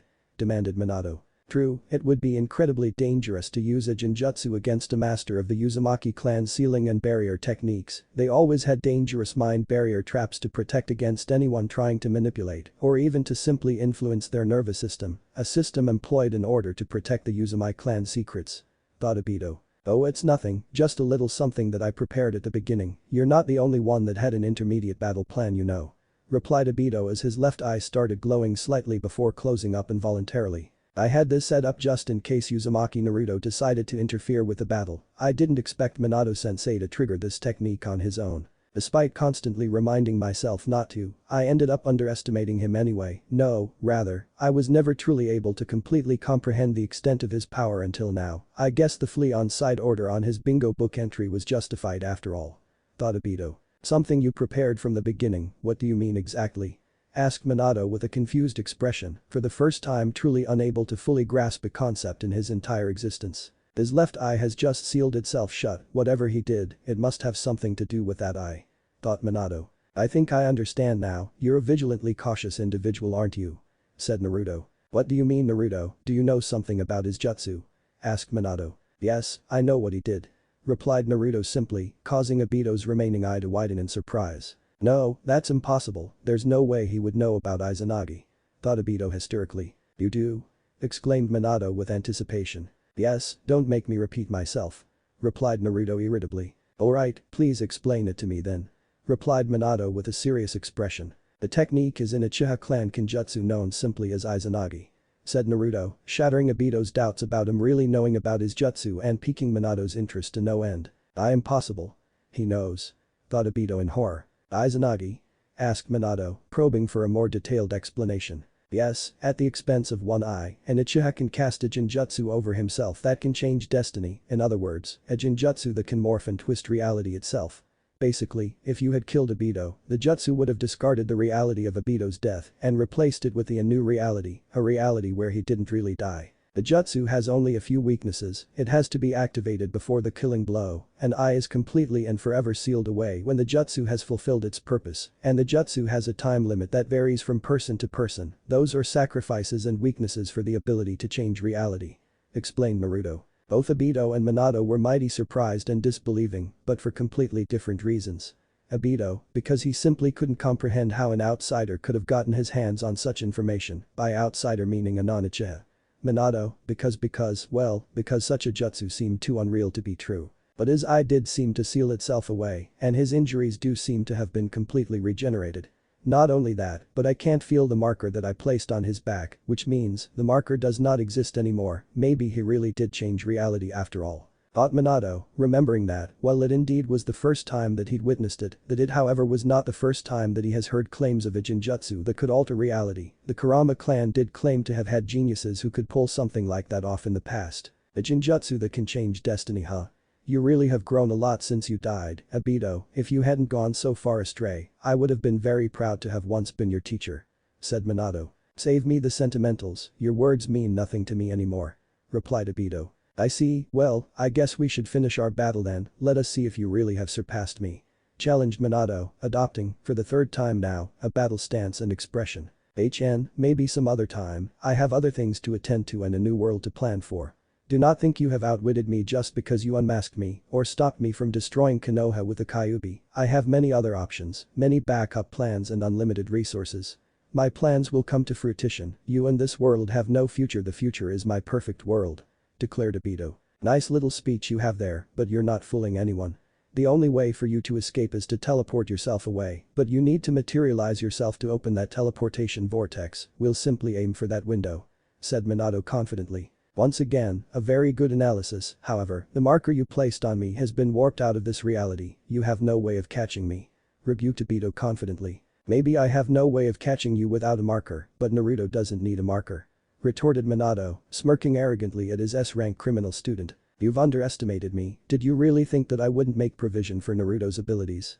Asked Obito with a condensing undertone as his body phased through the earth's surface. No response. No matter, we'll meet again.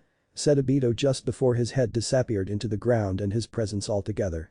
Following Obito's disappearance, Minato placed his right index and middle finger on the ground in order to feel for his presence, but could not detect anything. He's gone, trailed off Minato. Yes he is, because someone felt the need to brag about his plan of action to the enemy. Replied Naruto condensingly. He's not stupid, he wouldn't have fallen for that move twice. I already exploited his use of that jutsu during our battle, and he knows that you were watching, he never planned to teleport himself with that jutsu. Explained Minato to the slight confusion of one Uzumaki Naruto. I don't get it, if you already knew that, then why the victorious speech and the confident declaration of victory? Asked Naruto with a raised eyebrow. He didn't materialize himself after he used Izanagi, in other words, he was intangible the whole time we were talking after using that jutsu. I wanted to find out if there was a time limit to that jutsu. Near the end of our conversation, he seemed to be in quite a rush to leave and was very quick to dismiss us and go away. I counted exactly 4 minutes and 52 seconds before he disappeared, probably, he can only remain intangible for 5 minutes at a time. We can use that information to defeat him when we clash again in the future. Explained Minato. Wow, Otu-san never wastes any moves at all, and he only needs to see a jutsu once to completely dissect it and put it back together. I knew he was great, but seeing him in action personally is so much better than hearing stories about him. Thought Naruto. I see, I guess that's a reasonable excuse. Replied Naruto simply. My work is done here, I should probably leave now, I have a lot of work to do still in Kiri.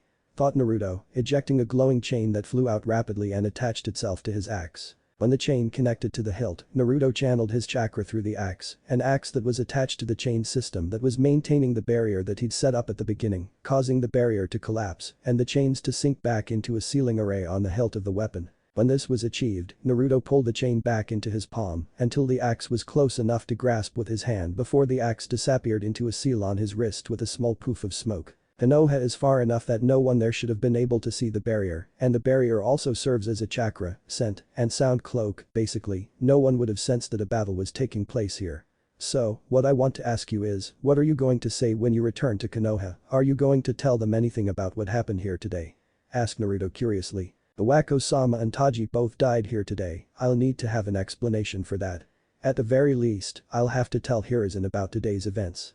Replied Minato. Fair enough, but we do not know how Hiruzen will react to the news. What if he decides to inform the elders, or even the whole Konoha Shinobi Council about it, what then? Asked Naruto. You seem to know a little too much about Konoha's hierarchical structure, not to mention your timely intervention of Obito's Asuult and your knowledge about supposedly secret Uchiha clan Kenjutsu. Just who are you exactly? Asked Minato suspiciously. I make it my business to know everything that happens in the shinobi world, especially where Kushina-sama is involved.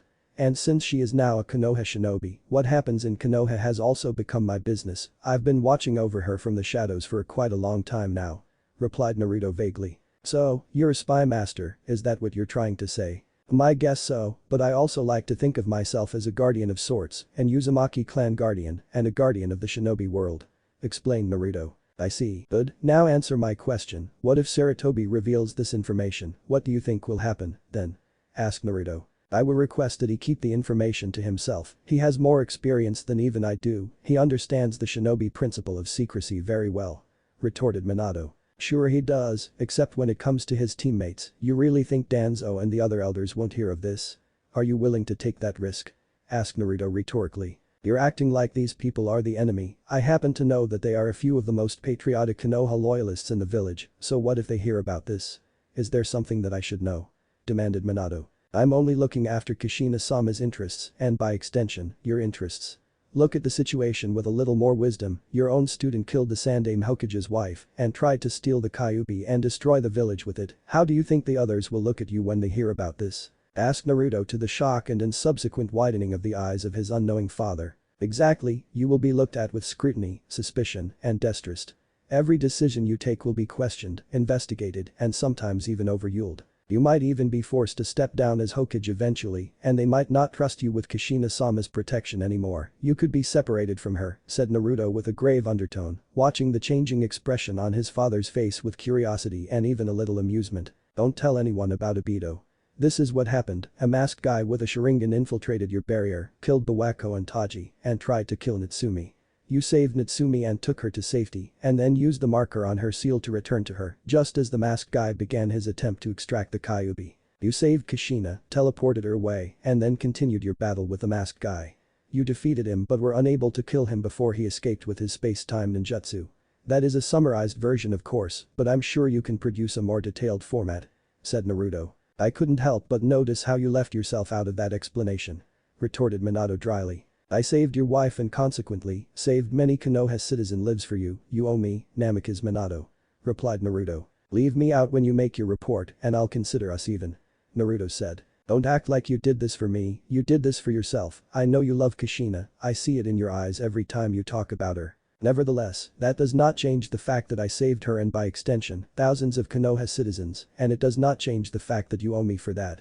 Retorted Naruto. Fine, I won't mention you to anyone, and I'll make sure that Kushina understands, but, we're even now, right? Asked Minato.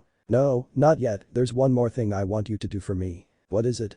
Asked Minato with narrowed eyes. I want you to bring Kushina-sama to me, I want to see her one last time before I go, oh, and bring the baby too. Replied Naruto. Naruto? Exclaimed Kushina happily, taking a few steps towards the blonde Uzumaki with baby Natsumi held tightly in her arms, only to stop her advances abruptly, realizing that she wasn't getting any closer to her target. Don't come any closer, stay where you are. Said Naruto seriously, matching Kushina step by step in her strides, except, rather than moving towards her, he was actually backtracking away from her, something that had Kushina figuratively scratching her head with confusion, considering he was the one that demanded to see her, according to Minato. Then Naruto, what's wrong, I thought you wanted to see me I thought you wanted to see Natsumi-chan. Stuttered Kushina with a hurt expression, a look that almost crushed Naruto's resolve to stay far away from her, but he wouldn't allow his feelings to cloud his judgment, he'd done that many times in the past future, and the results were more often than not, unpleasant. Minato has integrated his jutsu formula into your seal, if you come any closer, I will be within his attack range. Think about it, why would he willingly allow you and his baby daughter to come anywhere near a dangerous stranger like me? Asked Naruto rhetorically, causing both Kushina and Minato's eyes to widen in surprise. He saw through my plan, Kuzo. He must have discovered my jutsu formula when he was fixing Kushina's seal. He's very good. Thought Minato. But don't you want to see the new heiress to our clan? Asked Kushina, seemingly completely ignoring Naruto's predicament. Did she just say what I think she said? Thought Naruto in shock. To say Naruto was surprised was an understatement. It was like saying Minato was a fast or that Orochimaru was evil, a massive understatement. He didn't know what he expected really, but he certainly didn't expect what he just heard from Kushina. It was so mind-boggling that he almost asked her to repeat herself, just to make sure that he'd heard her properly. He couldn't see the baby's face from where he was. The baby was wrapped up from toe to head with a white blanket, but if the baby really was a girl like Kushina suggested she was, then that opened up a whole new world with infinite possibilities for Naruto. So she gave birth to a girl in this timeline, thank goodness. What a great stroke of luck. It would have been very hard to explain my existence if another me had been born. Thought Naruto with a little relief. Still, I have to see the baby. It won't change much if it is just a female version of me. Thought Naruto wearily, remembering the perverted ninjutsu that he used to use to transform into a girl when he was still at the academy, also wondering what on earth could have possessed him to invent a ridiculous jutsu like that, besides defeating perverts that is. As a matter of fact, I do want to see the baby. Could you please allow me a small glimpse of her, Kushina-sama? Asked Naruto as politely and respectful as possible. But don't you want to hold her? I mean, your family right, you'll be like an uncle, or you can even be like an older brother figure to her. She'll need a role model from her own family besides her parents. Pleaded Kushina, although slightly losing her patience with the blonde Uzumaki's hesitance. Why the hell didn't he want to hold her baby? She was the most beautiful and cute baby in the world, who wouldn't want to coddle her? I already told you, I can't afford to get close to you, I'll be in your husband's attack range. Replied Naruto simply. Arg. That nonsense again. Fine. Exclaimed Kushina angrily. No sooner had she vented her anger did chakra chains burst out of the ground that Minato was standing on. The attack was so unexpected and so out of character that Minato was caught completely off guard, even not counting the fact that he was unprepared. Kushina's chains were incredibly fast, rapidly incussing him in less than a second and suppressing his chakra completely. She released the chains directly into the ground from the soles of her feet to avoid notice of her attack until the very last possible instance. She's very good. Thought Naruto. There, now won't you come over here and take a look at your beautiful baby cousin?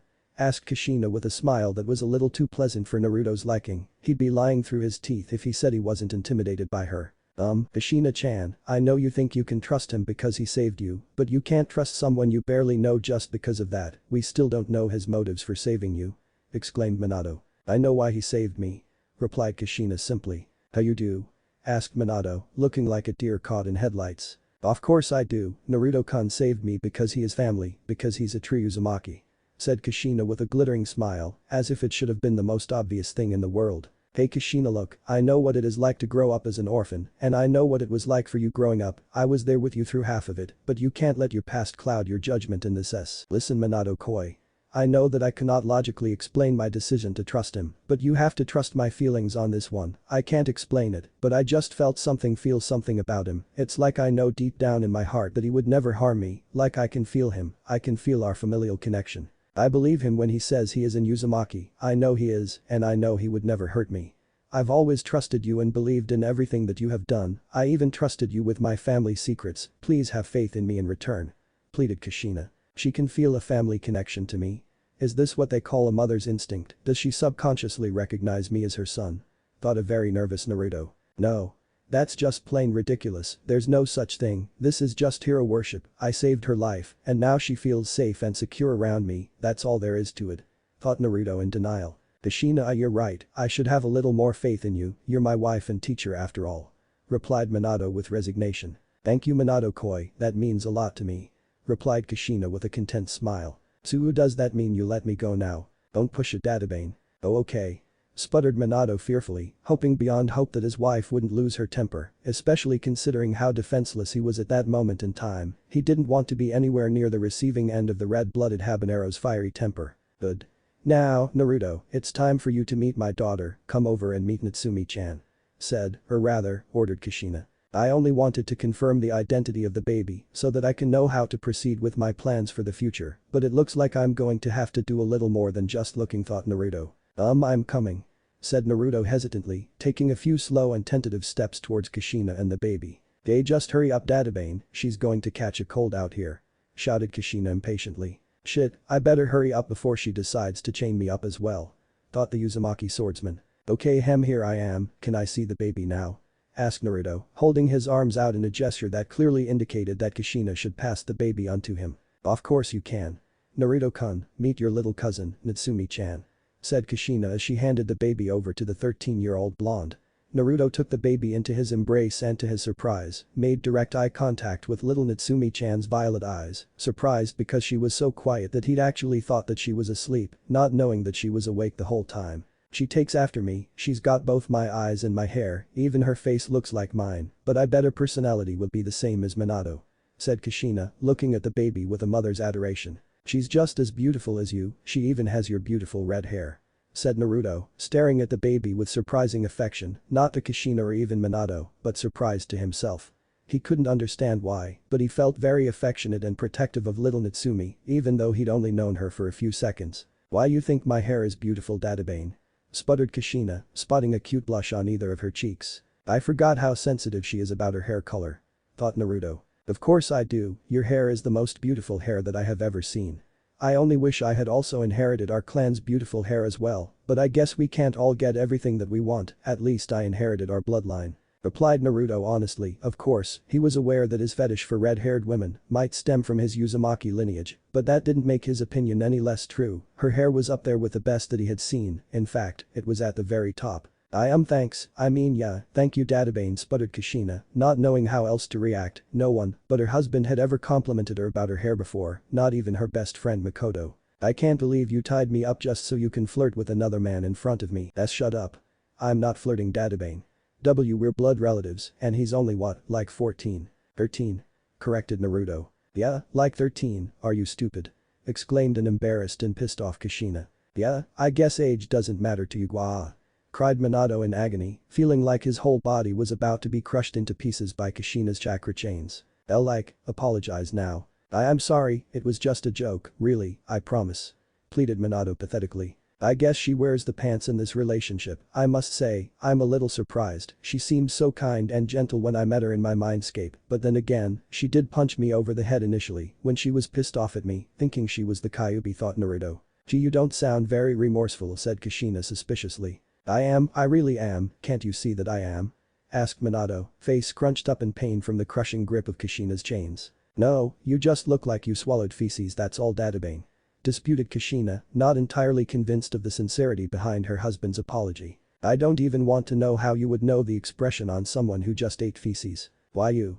As amusing as it is watching your couple's banter, I have other business to attend to, I will take my leave now. Said Naruto, effectively ending the couple's quarrel prematurely. What, where are you going? Asked a bewildered Kushina. That is private information, don't worry though, I'm sure we'll meet again in the future. Replied Naruto neutrally, handing Kushina's baby back into her as he prepared for his departure. But, I thought, Dad was going to stay in Konoha with you, and we would live together as a happy family for the rest of our lives, sorry, but there will be no happily ever after story, at least, not yet. Said Naruto coldly. But, I don't understand, what could be more important than family? Asked Kushina, completely flabbergasted by the blonde's change in attitude and demeanor. The masked guy that attacked you is still alive, I have to go and make preparations to deal with him in the future, he is a threat to the shinobi world and a threat to you. I can protect you and the world better from the shadows, all I want is for you and Natsumi to be safe and happy, and to do that, I have to make sure that there is an actual world for you to live in. Explained Naruto. I can take care of myself. I know you can, but you're married, what if you get pregnant again? Your seal will weaken and you'll be in danger once more. Even if you don't get pregnant again, you still have a child to raise, your enemies will come after her, and they will use her to get to you and Minato.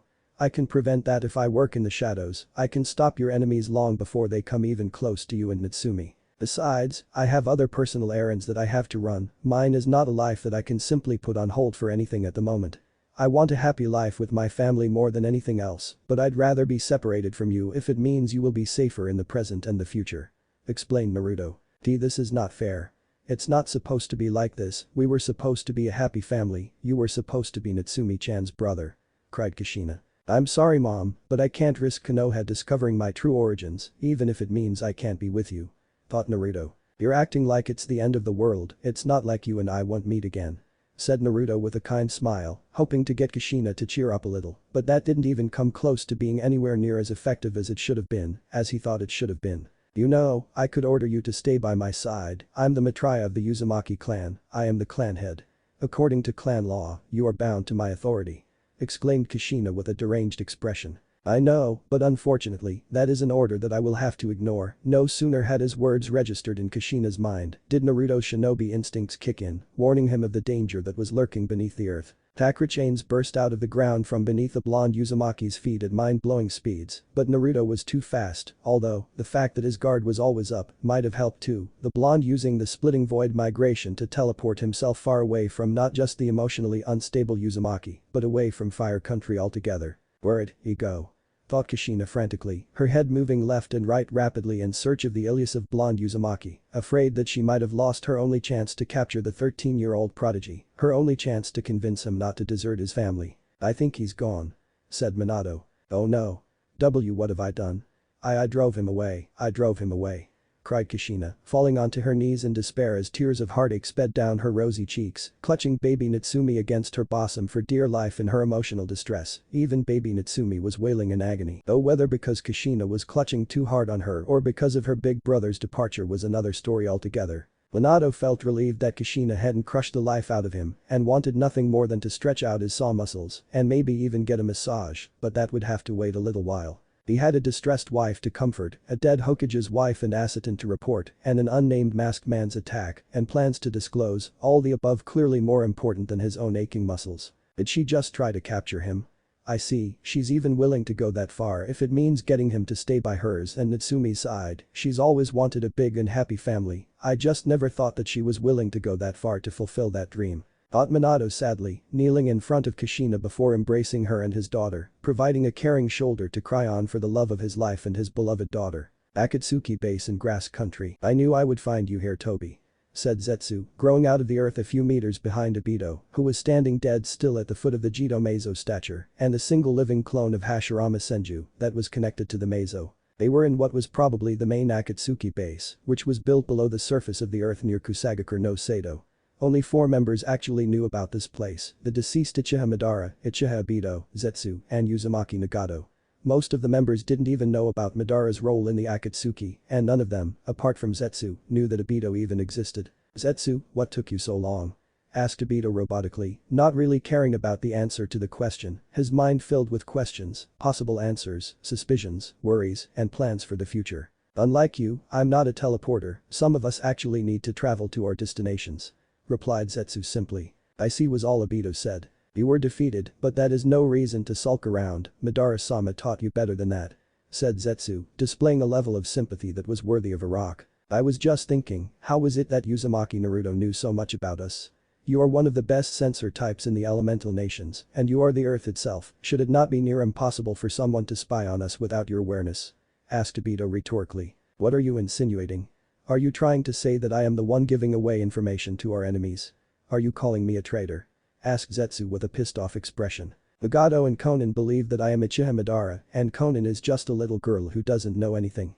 Even Nagato doesn't know everything. The same goes for Kisame and Yugura, that leaves only you." Obito trailed off with an accusatory tone. "Black Zetsu carries Madara-sama's will itself, how could you possibly think that I would betray you?" asked White Zetsu indignantly. "So then the two of you are innocent, then how about a deal? You prove your loyalty to me and our cause, and I never question it again, no matter what. How about it?" asked Obito, still not turning around to face what is and should be his closest ally. "You will not insult my integrity again?" asked Zetsu. "I promise," said Obito. "Fair enough, I have nothing to hide. Do your worst," challenged Zetsu. Your evaluation entails an interrogation followed by an important assignment based on the results of the interrogation. I will need the two of you to separate from each other for a minute or two for the interrogation," explained the young Uchiha prodigy, turning around slowly to face his only true comrade. "You plan to use your genjutsu to interrogate us? Fine, do as you please," replied Zetsu confidently, rising completely from the earth, taking off his Akatsuki cloak, and then finally splitting apart into his 2 respective halves. Some might have wondered why Zetsu had to split up in order to be interrogated with a genjutsu. The answer was surprisingly simple: Black and White Zetsu were immune to genjutsu when they were not separated. The theory behind this phenomena was simple: in the shinobi world, it was a traditionally accepted practice that if a genjutsu was beyond a single person's ability to break out of, then a partner or comrade had to filter his or her chakra into said person's chakra network in order to disrupt the genjutsu. This method was 99.9% effective, in other words, it always worked. Zetsu, being two people in one, could not be affected by Jinjutsu because he always had a partner to break him out of the Jinjutsu. If the white half got affected, then, the black half's mingling chakra would immediately break him out of the jutsu and vice versa, thus, why Obito preferred that they be separated for the interrogation. Stay still, this will not take long. Obito said, the tamo around his right pupil spinning rapidly as he made direct eye contact with White Zetsu, capturing the white plant man in one of his strongest jinjutsus. As soon as the jinjutsu took full effect, a vacant expression morphed into the white half's facial expression, indicating to Obito that he was ready for proper interrogation. White Zetsu? Yes, replied White Zetsu monotously. Have you ever given away information about me, Uchiha Madara, Uzumaki Nagato, yourself, or any part of our plans without mine, Nagato's or Madara-sensei's permission? Asked Obito. No. Have you ever spoken about such information carelessly or in a situation where someone might have heard you? Asked Obito. No. Have you, in writing, or any other method given out any such information? No, replied Zetsu. Have you ever betrayed me, Black Zetsu, Madara-sensei, or Nagato in any way whatsoever? Asked Obito. No, I haven't. Replied the white plant. So, is it safe to say that you are not, in any way, a traitor? Asked Obito. It is safe to say so. White Zetsu said. Fair enough. Said Obito, closing his right eye momentarily as he cancelled the jutsu on the white Zetsu, the life returning to the plant man's facial expression as he regained consciousness. How did I do? Asked White Zetsu with a hint of amusement. Do you even have to ask? Replied his black half irritably. I guess not, me being still alive and all. Said the white half nonchalantly. Black Zetsu, it is your turn, trailed off Obito with a sinister undertone, shocking both Zetsus considerably. Black Zetsu was born from Madara's will itself, to doubt him was the same as calling Madara a traitor, it was basically the same as insinuating that Madara would betray himself. I know what you're thinking, but I'm not taking any chances, complacency will not be tolerated. Our mission means too much to me, I can't afford to take things for granted. Explained Obito forcefully. Your dedication to the cause, while somewhat twisted, is most inspiring. Madara-sama made a wise decision when he elected you as his successor. Remarked Black Zetsu offhandedly. Thanks, but at this stage, flattery will get you nowhere. Replied Obito. Haha. Fine, I already said this once, but I'll say it again, do as you please kid. Replied an amused Black Zetsu, although hard to tell with his lack of facial expressions. Obito, given the go-ahead by his dark-skinned comrade, wasted little time as he quickly established direct eye contact with the black side of the plant man, repeating the procedure that he'd conducted on the black fellow's other half, but unfortunately, or fortunately, depending on how one looked at the situation, finding no proof that Zetsu was ever, in any way at all, unfaithful to the cause. Alright, your loyalty has been confirmed. I can now tell you about my plans for the future and about your assignment. But before that, I want to extend an apology to you for doubting your integrity, it was uncalled for and quite honestly rude of me. Good comrades are hard to come by in this accursed world, one should treat them a little better when you have found them. Said Obito with what seemed to be genuine sincerity. No hard feelings, pal, you're a young guy with a heavy burden to carry, there's a lot of pressure on your shoulders. I'm not worried, or offended for that matter, your actions were not entirely unwarranted. If anything, I'm quite impressed by your vigilance and dedication. Praised Zetsu, having joined together again and now adorning his Akatsuki cloak. Thank you, that means more to me than you might think. Replied Obito. So, what are you planning to do now that your true identity has been discovered?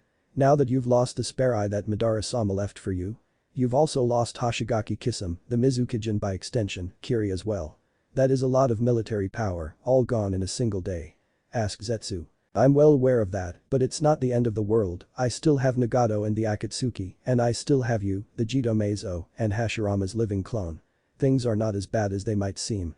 Obito pointed out. True, but what was the point of recruiting Kisame and taking over Kiri in the first place if this was enough, and what was the point of using the power behind Madara-sama's name if you thought your own power would be enough? Asked Zetsu with a confused expression, by confused expression meaning the white half of his face. The Mizukage, Kiri, and Kisame were just one of my long-term plans, I already had backups in case something similar to what happened occurred.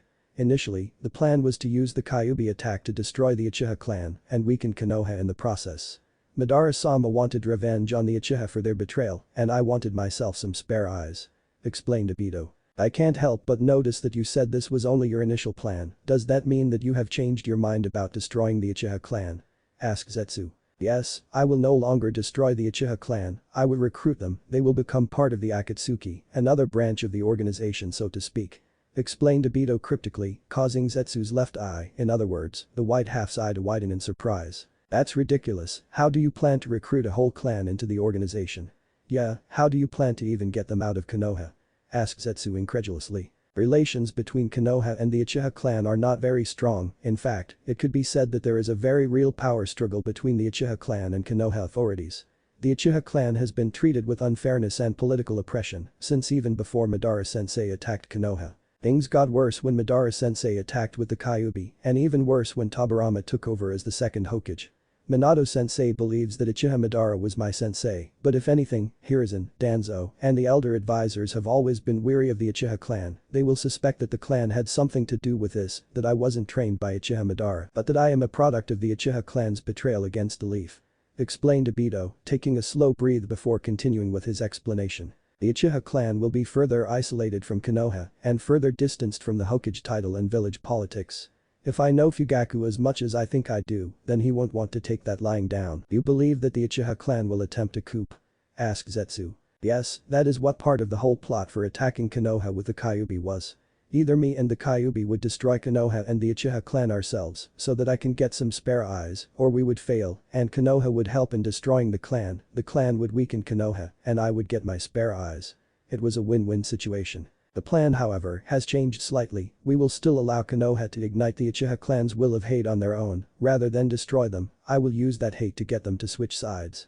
Transportation is not an issue, I can use Kamui to get them out of Konoha without detection. Explained Obito with elation, staring at his hands as if seeing them for the first time since he was born, as if his destiny was unfolding on the palms of his hands. The supposer planus tenteraliut of a physical realms of possibility, it's quite poetic actually, a long-lost son coming back to liberate the family from oppression and to save them from destruction. You'll be a hero amongst your brethren, a living legend even. They will worship the very ground that you walk on. Said Zetsu. Worship the ground upon which I walk, huh? Perhaps, but if that is to happen, I will need to show them something that they have never seen before. I will have to make them believe in me. Make them believe in you? I would have thought that liberating them and saving them from destruction would have served that purpose. No, there are bound to be some Uchiha clan members whose eyes are too weak to see through the deception that is Hashirama's will of fire. Those people will pose a threat to our goals. I should know, after all, I was once one of those ignorant members of the Uchiha clan before I met Madara-sensei. Said Obito, his single operating eye narrowing in distaste. There is no need to worry about something like that. I will send a parasite clone to Konoha as soon as possible. Actually, I will send 2 parasite clones. Said Zetsu, coming up with an effective plan on the spot. It didn't take a genius, at least not according to Obito, to figure out what Zetsu had in mind. A Zetsu parasite clone had the ability to execute a perfect transformation of anyone whose chakra he was able to absorb, even to the point of mimicking the chakra and abilities of his targets, that is, if he knew what said abilities were. Therefore, Obito was able to conclude that Zetsu probably planned to kill and maybe even eat one of the Uchiha clan members, transform into him, and then take his place in the clan until Obito came to liberate the clan. By then, he would have conquered a list of the Konoha loyalists in the clan, along with the evidence needed to present to Fugaku. Obito would then ask for Fugaku's permission to eliminate said members and everything would go smoothly from then on. Probably, the other parasite clone would remain in the shadows and constantly mask his chakra with a mayfly technique. In other words, one clone would spy on the Uchiha clan from the inside, whereas the other would spy from the outside. A brilliant plan indeed, even Obito had to say so himself. That's a very good idea, you have my permission to proceed. We're already on it. Replied Zetsu hastily. Good, now all I have to worry about is getting them to believe in me, which is where you come in again, Zetsu. This is to do with the assignment that I told you about earlier. Said Obito vaguely. I don't get this believe in you business. Whined white Zetsu. Idiot.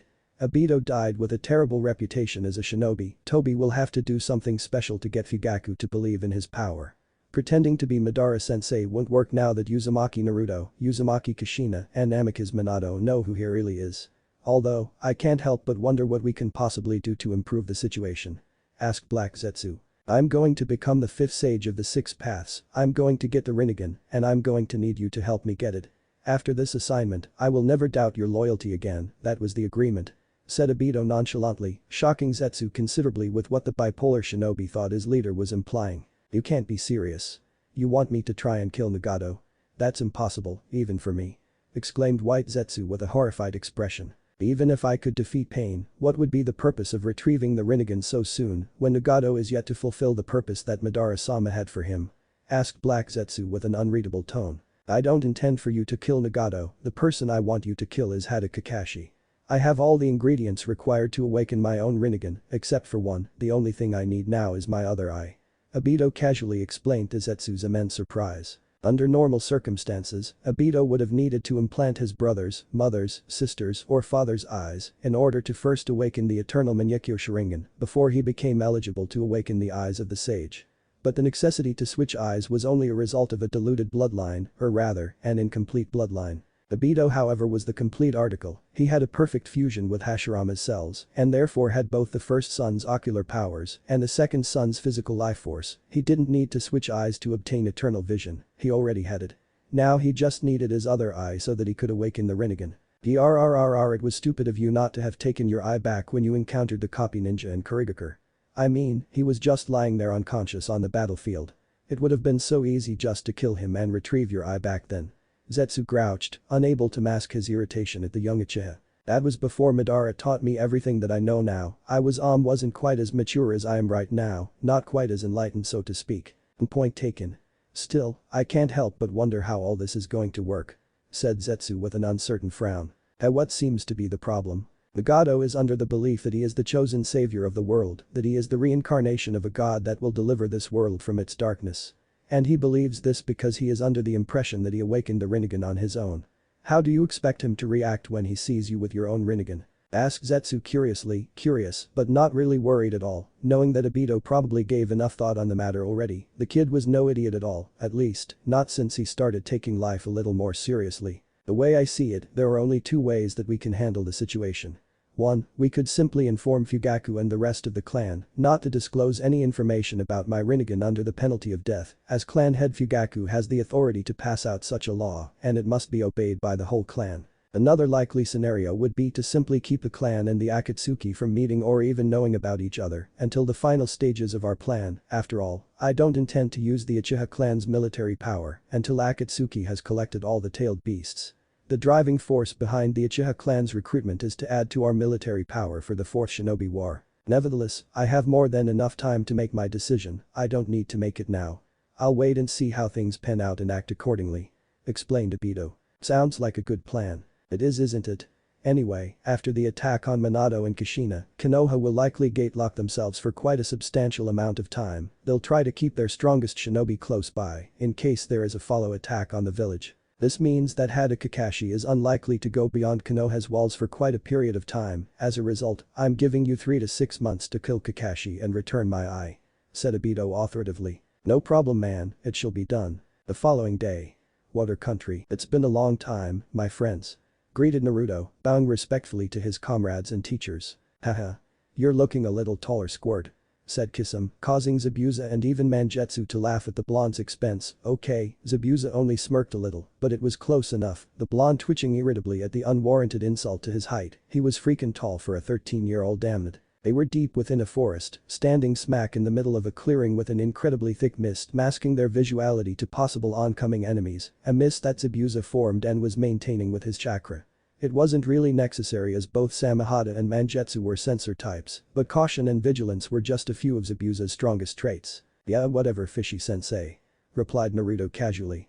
Mangetsu and even Samehada could be heard crackling at Kisame's expense, the smirk on the shark man's face evaporating immediately, wrapping his right hand around Samehada's handle as he adopted a fighting stance. It seems to me like you forgot your manners at the Whirlpool Ruins, you want to call me that again, Brad? Asked Kisame menacingly. No, I'd rather not thank you, there are more important things to do than fighting over something as mundane as your suspicious heritage, mocked Naruto with a sinister undertone. Why you? That's enough. Zabuza snapped, blasting the two swordsmen with a sizable amount of killing intent, not enough to freeze them in place, or even enough to scare them, but more than enough to get their attention, enough to get them to obey him. We have more serious issues at hand, we don't have time for this childish bickering. Exclaimed Zabuza angrily. You're right, so tell me, what happened while I was away? Asked Naruto with a curious expression. Igura enacted a terrible new law about 6 months ago. He managed to convince many people that bloodline limits are demonic and that they are cause of all wars. Kiri is under a state of civil war for the past 6 months and many clans have fallen since the purges began. Only I and my brother survived from the Hazuki clan and Mei was the only survivor from the Terumi clan. Explained Mangetsu. I know about the purges, and I'm sorry about your clan, Mangetsu. I'm glad your brother is okay though, at least you managed to save him," said Naruto sympathetically. "How do you know about the purges?" asked Zabuza with eyes narrowed in suspicion. "I've been investigating Yagura and the person pulling his strings behind the scenes, that's how I found out about the purges," explained Naruto. Naturally, Zabuza and Mangestu spotted surprise and curiosity in their facial expressions, but Kisam's reaction was a little different, the blue man's eyes narrowing at the blonde with a mixture of unease and malice. The person pulling Yagura's strings. Ao mentioned something about a foreign chakra in Yagura's chakra network, as if he was under some sort of permanent genjutsu, or at least, a very powerful and long-lasting one, said Mangetsu. "He's right, Yagura is being controlled by a genjutsu, and I know who the person who is controlling him, in fact, I was locked in a three-way battle with him and the Yellow Flash just yesterday in Fire Country, listen to me," exclaimed Naruto hastily, spotting the incredulous expression on Zabuza's face, cutting the demon off before he could disrupt his explanation. "Listen to what?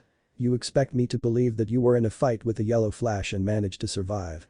Don't be ridiculous, if you want to play." Zabuza almost choked on his own words, stopping his rant prematurely as a dark abyss opened up in the space behind Naruto, almost as if a giant knife was dissecting the atmosphere itself. "This is my slash-throat technique, it is a space-time technique that allows me to travel to a dimension of my own creation, or anywhere else in the world really. I use the ceiling and barrier knowledge that I found in the Whirlpool ruins to create this space-time technique amongst others. I also have another battle-usable one that I named Splitting Void Migration. It is a technique that puts me on par with the Yellow Flash, in other words, a technique that can match the Hiraishin no Jutsu," explained Naruto, his swordsman comrades staring at him with their jaws on the ground. "Impossible," exclaimed Zabuza. "Not at all, but very difficult though," said Naruto. It took a long time, almost 10 minutes for the trio to get over the blonde Uzumaki's new revelation, finding it extremely hard to believe that he was a space-time practitioner, much less one of that high of a caliber. Asking many questions about his jutsu and even asking him to show them the so-called splitting void that was supposedly on par with the Hiraishin no Jutsu. The blonde was more than happy to oblige, they were his masters after all, and he thought that they deserved at least to see what he could do. Mangetsu even folded his hands into the ram hand seal and kept on shouting out the word Kai as he tried to release the non-existent genjutsu that he thought he was under, but to no avail. After answering all of their questions about his jutsu and after they had calmed down eventually, the conversation continued from where it left off. So Zabuza trailed off. "Yes?" asked Naruto. "There's something I want to know, what exactly were you doing in Fire Country? And how did you end up in a battle with the Yellow Flash?" asked Zabuza bluntly, a hint of distrust and suspicion audible in his tone. "You may or may not know this, but Namikaze Minato is secretly married to the Maitreya of the Uzumaki clan, the Kyuubi Jinchuriki, Uzumaki Kushina," Naruto revealed to the utter shock and surprise of his comrades. "Uzumaki Kushina is married to the Yellow Flash," exclaimed Mangetsu. "Yes, they have a baby daughter too, she was born yesterday. Also, that is part of the reason I was in Fire Country, I wanted to see the new heiress and I wanted to talk to Kushina-sama to try and convince her to defect and come with me." Naruto lied through his teeth, although part of his explanation was the truth. He did want to see Kushina's baby and getting her to defect did cross his mind, but he quickly wrote that off as impossible. Kushina was in love with Minato and about to give birth to his child, she would never leave him and her life in Konoha for a total stranger, Uzumaki or not. Also, Minato's Hiraishin formula was integrated into her Jinchuriki seal, escape was impossible for her as long as the Yellow Flash was alive, unless she was willing to fight and kill him, which would be very difficult even with the power of the Kyuubi and Uzumaki Kinjutsu. "I see, but how did you end up in a three-way fight with the Yellow Flash and this mysterious man who is supposedly controlling Yagura with a Jinjutsu and whose name you have yet to mention?" asked Zabuza. "The man was wearing a spiral-like mask over his face and a hood over his head," said Naruto, pausing slightly as he gauged Kisam's reaction, who was now sweating bullets, although trying his best to act unfazed. He attacked the Yellow Flash and used the newborn baby to separate him from Kushina-sama.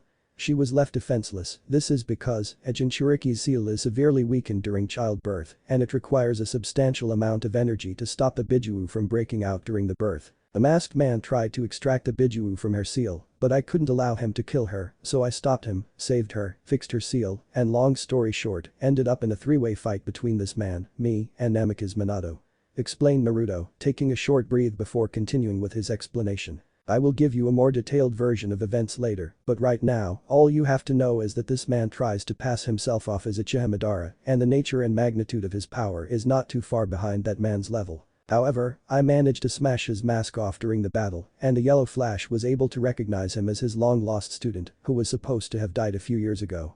His name is Uchiha Obito.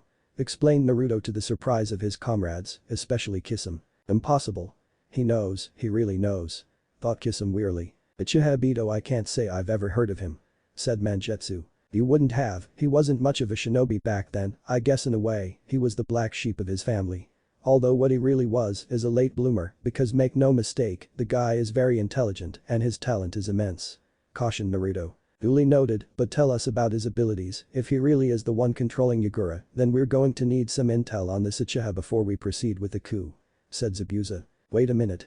Mangetsu cut in. This doesn't make sense at all. How would this guy have been able to come in and out of Kiri as frequently as he should have without anyone noticing him? I mean, we have the Bishiteki clan, means, microscopic, it's Ranmaru's clan, with their all-seeing eyes, we have Ao and his Byakugan, and we have many sensors inside the village. Mangetsu asked. That happened because of his abilities. Uchiha Obito's has an advanced Sharingan known as the Manjiko Sharingan. His eyes have the ability to manipulate space and time. He's a space-time user too, like you and the Yellow Flash. Asked Mangetsu. Yes, like me and the Yellow Flash. Naruto replied. So, how does he manipulate space and time, as in, what is the extent of his abilities? Asked Zabuza. He uses a technique known as Kamui. This technique has many features to it. For one, like I can with my slash-throat technique, Obito can open a portal with his right eye and travel to another dimension or location by sucking himself into the vortex. Also, he can suck in other objects and people as well. There are two weaknesses to this technique. One, he can only use it at close range and he needs to be tangible in order to activate it. Explained Naruto. Tangible, what's that supposed to mean exactly? Asked Mangetsu with a confused expression. It is one of the features of his technique, the ability to become completely intangible. This is his ultimate defense, simply allowing all objects and attacks to phase through him. The only way to defeat him is to aim for the moment that he becomes tangible again, in other words, the moment where he tries to counterattack or suck you or himself into his portal, as he needs to materialize himself in order to do that. Naruto explained with a serious expression. No wonder he was confident enough to attack the Yellow Flash, his abilities are insane. Exclaimed Mangetsu in awe. That's not all, he also has a time limit to his intangibility, he can only remain intangible for a maximum of 5 minutes at a time, and one should avoid direct eye contact with him, or any Uchiha for that matter. He also had good reaction speed and reflexes, be wary of that too. Naruto warned. This brat knows too much, but there is no way that he could have found out about my connections to Obito. Still, I'm going to have to take care of him now, in fact, I'm going to have to kill Mangetsu and Zabuza as well. Too bad, I actually like them quite a lot, I almost felt at home with them. Thought Kisame solemnly. I'll make sure to remember that. I knew I made the right decision by allowing you to live that night, you've become a valuable asset for our cause. Although, I can't help but feel uneasy about your attachment to Kushina and her daughter. Said Zabuza. There's nothing I can do about that, my feelings for her won't change no matter what, she is a wonderful woman, and she is not only family, but the Maitreya of the Uzumaki clan, I can't think of her as an enemy, although, I guess I can't think of her as an ally either. Replied the blonde Uzumaki. I guess I understand. Zabuza said, begrudgingly accepting the blonde Uzumaki's circumstances there was nothing either one of them could do about it. At least he isn't naive enough to think that he could trust her with his and our secrets, despite her service to an enemy village. Thought Zabuza. Good, now, I'd like to hear about your status, and I'd also like to know how many clans have survived and how Mei is doing. Naruto requested. We were almost ready for another coup. We have recruited the Demon Brothers and Raiga as allies. We were also deliberating on whether to allow Raiga to try out for our organization, his sword skills are quite impressive, and his lightning manipulation is of a high standard. He would make a good wielder for the Fangs. Also, the surviving clans so far are the Kagaya, Bishiteki, and the Yuki clan. All the others have already been annihilated, and the only survivors from the Hazuki clan are Mangetsu and his baby brother, Sujetsu. Mei is the only survivor of the Terumi clan. Oh, and by the way, there is a rebellion force that is organized and led by her. The Yuki and Bishiteki clan have joined the rebels, but the Kagaya have refused and chosen to fly solo instead. She tried to get us to join too, but we have our own plans. Zabuza explained. But wouldn't the coup have a higher chance of success with her military strength? I mean, she does have quite a large shinobi force.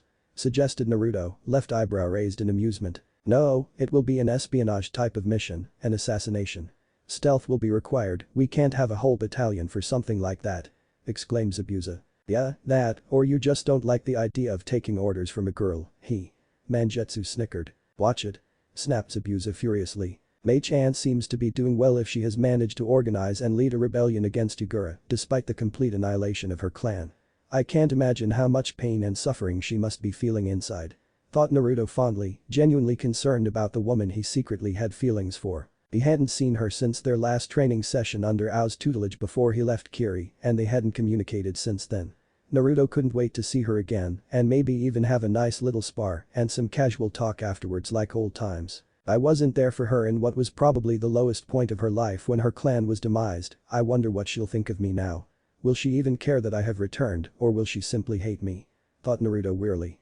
Chan, I guess it doesn't really matter, I'll take care of Yugura myself. I've mastered the chakra chain technique to a level where I can suppress even a Biju, and I am the only one that can get close to Yugura with zero chance of detection. I also have the best tools to take care of him. The simple application of the contract seal should be enough to release him from the Jinjutsu. From then on, I'll proceed to convince him to step down and appoint a successor, assuming he doesn't commit seppuku when he realizes what he has done while he was under Obito's control. Naruto explained. Don't be ridiculous, it can't possibly be as easy as that. Mangetsu shouted incredulously. I said it was simple, not easy. The blonde deadpanned. Oh sorry. Mangetsu apologized sheepishly. Why not just kill him? What purpose does it serve to have him step down and elect a new Mizukage? Why not just kill him and seal the Sanbi into yourself like we planned to do? Asked Kisame curiously. Simply killing him will only spark the flames of war. His followers will want vengeance for their master's death and will come after us. In such a scenario, it would mean killing more than half of Kiri's shinobi population just to reclaim control of the nation. But if we free Yugura from the Jinjutsu, then we can at least get him to stop the purges and formally announce a successor before he decides whether he still wants to continue to live under the authority of a new Mizukage or if he wants to die. Naruto answered. I see, that makes an overwhelming amount of sense, you've thought this through thoroughly haven't you? Kisame replied. Of course, many people's lives rest upon the decisions we make, we have to be vigilant. Naruto said. So, the next Mizukage, who will it be? Mangetsu asked. Zabuza senpai, of course. Said Naruto as if it was the most obvious thing in the world. No. Zabuza said sternly. What's wrong Zabuza, demon-kun getting cold feet? Ha ha ha ha. Asked Mangetsu, laughing maniacally at the scorned demon. Your childishness knows no limits, I'm almost ashamed to be associated with you. Replied Zabuza angrily. Ha ha ha. Come on man, don't be so sensitive, we're all men here aren't we? Said Mangetsu cheerfully, wrapping his right arm around Zabuza's shoulders as a show of friendship. You'll unhand me if you value that arm, warned Zabuza maliciously. Haha, we both know that I'm immune to physical attacks. Said the Hazuki prodigy with a cocky smile. Whatever. Said Zabuza dismissively, doing his very best to rein in his otherwise volatile temperament. You act like such an old man. Mangetsu said, sighing in exasperation at the demon of the mist's lack of humor. Anyway, I thought it was your dream to become the Godame, you have an opportunity right here to do exactly that and you're just going to turn it down? Asked Mangetsu, now adopting a more serious expression and posture. The Kage has to be the strongest shinobi in his nation, or at least close to that level. Right now, both Kisame and Naruto are still stronger than I am, heck, Naruto fought the Yellow Flash and an Uchiha who was able to turn the Mizukage into puppet for his own amusement and still came out intact. If a Kage's name and power alone has to be enough to dissuade enemies from invading his nation, then, right now, Naruto is the candidate with the most credentials. I understand that, but doesn't experience and wisdom also count for something? Mangetsu argued. Wisdom won't be a problem, you should know that by now. Naruto's wisdom goes deeper than the years he has spent on this cursed world, also, not to mention the fact that he was raised by a sage. Besides, it isn't like we won't be there to help him, he will be surrounded by experienced people who will help him make decisions until he finds his feet. That is, if he even needs any help, I for one don't believe he will. Zabuza replied. I see, but are you sure about this? Asked Mangetsu, the idea of best friend giving up on his dream so abruptly not quite sitting well with him. Yes, I've been thinking about this for a long time, ever since we took Naruto in as an apprentice. Zabuza said, causing Mangetsu's eyes to widen significantly in surprise, shocked that his best friend has had such thoughts for so long without him even knowing about it. I see. Muttered Mangetsu, a thoughtful expression etched onto his facial features. So it's been decided then, Naruto will become the Godame Mizukage? Asked Kisame rhetorically. It would like to think that it would have been better if I was elected as the new Mizukage, but the way things look now, it wouldn't have changed anything. I can't continue Obito's Kiri project without killing the brat first. Looks like I'm going to have to kill him, whether I do it as the Mizukage or not doesn't change anything, the end result will be the same regardless, that is to say, I will take over Kurigakure no Sato and continue Yugura's legacy, or rather, Obito's legacy. Kisame thought confidently. Yes Naruto. You are now the Gade Mizukage. Said Zabuza. So you're not even going to ask me if I accept or not? Asked Naruto with a raised eyebrow. That's because he wasn't asking you, he was telling you. Basically, it's an order. Said Mangetsu with a toothy grin. Should've known. Naruto said, spotting his own toothy grin, displaying the trademark shark teeth of the shinobi swordsman, as laughter ensued amongst the group of swordsmen. Alright.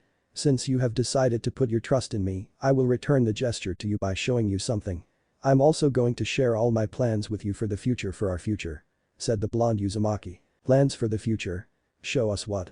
Asked Mangetsu and Zabuza respectively. I want all three of you to follow me, we're going to use the /drought migration to go to the place that I want to show.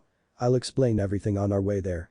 Said Naruto as he turned around and walked towards the space-time void that had remained open for the entirety of their conversation, the three shinobi swordsmen following right behind him. 3 hours later.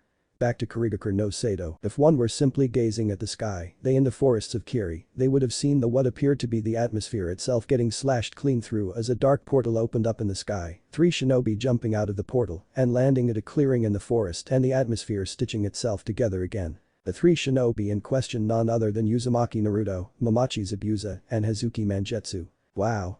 That was quite an experience, your dimension is cool, and what you did to Whirlpool Country was even cooler. Mangetsu exclaimed giddily. Yes, your recruits and plans for them are even better, I'm more than impressed. You've grown well Naruto. Zabuza praised, genuinely pleased and even excited by what was to come for Kurigakure no Sato, thinking back on what the blonde had shown and told them. When they entered the portal, they had traveled to Whirlpool Country, a rebuilt village hidden in the whirlpools to be exact. It was by far the largest and most beautiful hidden village he had ever seen in his entire existence. Using state-of-the-art technology originating from Snow Country and Sky Country, and even Whirlpool's own unique kinjutsu to create what was basically place worthy of empire status. Everything was there, floating systems from Sky Country that allowed buildings to float in the skies, and state-of-the-art marine technology from Snow Country to create underwater fortresses, were just a few of the architectural miracles that were created. And of course, everything was reinforced by Uzumaki's sealing kinjutsu. The floating systems and underwater systems meant that land nature was not wholly dominated by humans, and hence, allowing a rich development of wildlife. Seeing all this marvelous technology and wildlife coexisting in that manner was so magical that for a while, the demon of the mist hand wondered if he hadn't accidentally strayed into the afterlife. According to Naruto, this place would serve as a sort of main base for the Kiri Empire. Kurigakure no Sato would still retain its independence for the most part, but when a threat came that threatened any part of the empire, or the empire as a whole, then they would all rendezvous at this place or even permanently move in, should their various villages be destroyed. They had also met a few groups led by very powerful people that Naruto had recruited for the cause. One of them was former Sky Country turned Sora Sky clan leader. A man known as Sora Shino, a rather tall and muscular man with dark eyes and ragged black hair and an equally ragged and black beard, wearing black shinobi pants with red leg warmers and black shinobi sandals, and a dark red sleeveless top that is buttoned up to the lower part of his chest, showing off his more than impressive physique. He also doesn't seem to be carrying anything special with him in terms of weapons, but does have a few scrolls on the left side of his waist and a weapons pouch on his right thigh. The man was also well groomed in Sora clan kinjutsu. Naruto had introduced them to the man and explained that Sky Country had nearly become extinct during the Second Shinobi World War and that Shino was born near the end of that era and inherited a once great but then struggling shinobi village. He explained that because of their depleted numbers and the intensity of the Third Shinobi War, that had managed to convince Shino to convert the village hidden in the skies into a clan rather and join what was on its way to becoming the Kurigakure Empire. Naruto had presented his whole plan to the man and how he and his new clan would fit into it, including the benefits that they would reap from joining, and the man had eventually agreed to join the cause, as his village was facing extinction as it were. Another powerful person they were introduced to was Moroku, the former demon priestess, a blonde-haired and voluptuous woman with magenta eyes, long hair reaching just above her sizable but firm posterior, and an hergless figure with a bust that was almost threatening to spill out of her kimono and expose itself to the world. She was wearing a golden kimono with a purple sash and brown shinobi sandals, holding herself with an air of authority, integrity, and elegance, despite her sexually stimulating appearance. According to Naruto, he had helped her to permanently seal away a powerful demon known as Moryu and all the other lower-ranked demons that roamed the lands of Demon Country, causing havoc and destruction. and thus, an agreement was settled between the two of them, by agreement meaning a marriage contract to gain a solid alliance with the priestess and to utilize her powers for Kiri. She and her people would be joining the Kiri Empire, and they would move into Kurigakure no Sato along with the Sora clan as soon as Yugura was toppled and Naruto took over. Naruto didn't lie to them, but he did leave out a few important details. The marriage contract between him and Moroku wasn't just that. As a priestess, Moroku sometimes had random visions of the future and the past that were triggered by an array of different circumstances. Basically, she knew who Naruto was, and she knew that he was from a different time and space. She also knew what kind of person he really was and what he had done for her daughter and by extension, her, in that timeline. In order for her to keep that secret, she had one condition for Naruto: to marry her and become the loving and caring husband that she wanted him to be. Basically, she blackmailed him into the marriage alliance, although she didn't have any sinister agenda to begin with. Naruto didn't mind though. Getting married to her meant that he would have access to her and her powers at any and all times. That could only be a good thing for him and Kurigakure. Also, it meant that he could keep her close enough to physically make sure that she didn't tell anyone about his secret, and considering that one of her demands were that he help her conceive a new priestess, she would be eternally bound and connected to him. His enemies would be hers and their child's enemies, and her enemies would be his and their child's enemies. His secret would thus be safe, as revealing that information would only mean endangering herself and their child. The next person they had met was Soifin of the Saishin clan, a beautiful, relatively short and petite woman with grey eyes and short hair with 2 long braids bound with a white cloth, each ending in a large golden ring, wearing black shinobi pants with height bandages around the ankles, and dark blue ninja sandals on the lower half of her body. A sleeveless top that covers only the front of her body is sported on the upper portion of her body, with a white hori worn on top. She also has a blue weapons pouch on her left thigh and a short sword held horizontally on her lower back. The clan used to comprise the demon priestess's shinobi guard but were banished 2 centuries ago by Moroku's predecessor because of a deemed betrayal to the priestess. The clan was said to have gone into hiding since then, never showing themselves on the surface again, to the point that some believed their very existence to have been a mere myth. But Moroku saw the future in Naruto and knew that hard times were coming, that the very world that they knew of could possibly cease to exist if they didn't do something about it. That was why she had contacted them, using her powers as a priestess to find their location, which was much closer than some might have thought, and reconcile with them. The clan had been more than willing to reconcile, having waited so long for a chance to redeem themselves. As a show of trust and sincerity, Saishin Soifin, the heiress of the Saishin clan, now head of the clan after her father's death, had even offered herself in order to seal the pact with blood. Moroku wanted to show her own sincerity and trust to the clan and offered her own husband, Naruto, to Soifin, making Naruto wonder if she hadn't forced him into the marriage just for this moment. In any case, he hadn't been too bothered. This was the shinobi world where people were taught to do whatever it takes to achieve their goals. She would use him, he would use her, that was fine, as long as they made time once in a while to just be themselves and love each other like husband and wife are supposed to. In any case, the Saishin clan was incredibly powerful. From what Soifin told him, Naruto knew that the Saishin clan's Kekkei Jinkai was superior even to the Uzumaki clan's chakra chain technique. The Saishin clan used the yin release together with the yang release in order to create powerful kenjutsu weapons from their own life force and chakra. The yin release was used to separate a portion of their soul and give it its own mental energy, in other words, its own identity, and the yang was used to breathe life into that energy and to give it its own physical form in the shape of a sword. Depending on each person's mastery of the Kekkei Jinkai, the sword could have 3 forms, each more powerful than the other. The first was the basic sword, the second form was known as a shikai, and the final transformation was known as a bankai. It was said that it could take 10 years even for a Saishin clan genius to master the bankai, but Soifin had already done it at the age of 16. Naruto had battled her once, and he had to admit that he would have lost if it weren't for his mastery of space-time ninjutsu. That Shunpo speed technique was something else, and her kenjutsu skills were on par with the 7 ninja swordsmen. They also met Haruko, an elderly man with the appearance of a white-haired boy with red eyes, wearing a white oversized high-collared coat that reaches all the way below his knees with black shinobi pants and ninja sandals. Naruto explained that Haruko was a former Konoha shinobi who was from the same generation as the Sannin. That the man specialized in the field of science, research and related kenjutsu, and that the man had created his own kenjutsu known as the Chimera Kenjutsu. Naruto also told them that the man was as powerful as any of the Sannin, and possibly even more powerful. Haruko wanted vengeance against the Sannin, but more importantly, he wanted to show Konoha that he had transcended with his own kenjutsu and become something, or at least, a part of something greater than Konoha. Naruto didn't find it hard to convince Haruko to join his cause, and Haruko didn't really find it hard to decide either. Naruto offered to provide to him access to all the scientific research that was conducted in Whirlpool and Kiri, and even offered to create a science and research division for him in Kurigakure, where he would be allowed to conduct all of his experiments and even be allowed to recruit potential members of his division directly from Kiri's shinobi forces and from even the ninja academy. Naruto also introduced them to Ichi, Nai, and San, three siblings who were products of Haruko's chimera experiments and also his loyal subjects. The last person they met was Hirito, a young man with fair skin and long white hair, wearing a long blue coat with black pants and dark blue shinobi sandals, carrying only a long staff with two large rings at the top as a weapon. Hirito was a former member of the 12 shinobi guardians of Fire Country, whose ambition was to destroy Konoha and its cage system, as he thought that there couldn't be two kings and that the cage was undermining the authority of the feudal lord. Basically, Hirito wanted to unite the people of Fire Country under one king, but Naruto wanted to unite the whole world under one king and thus, end all skirmishes and wars between the shinobi nations. Having heard Naruto's dream and how he planned to achieve it, Hirito couldn't help but to express genuine interest in it. He saw a lot of himself in Naruto, their goals and motivations were very similar, just that, Naruto was thinking far bigger than he could have ever even considered. Needless to say, Hirito was inspired and wanted nothing more than to contribute to this mission in any way that he could. He told himself that it was the least that he could do. It also helped that Naruto had plans for his dead corpse reanimation jutsu. The plan was simple, Naruto was going to create a forbidden arts division in Kurigakure and he wanted Hirito to manage this division.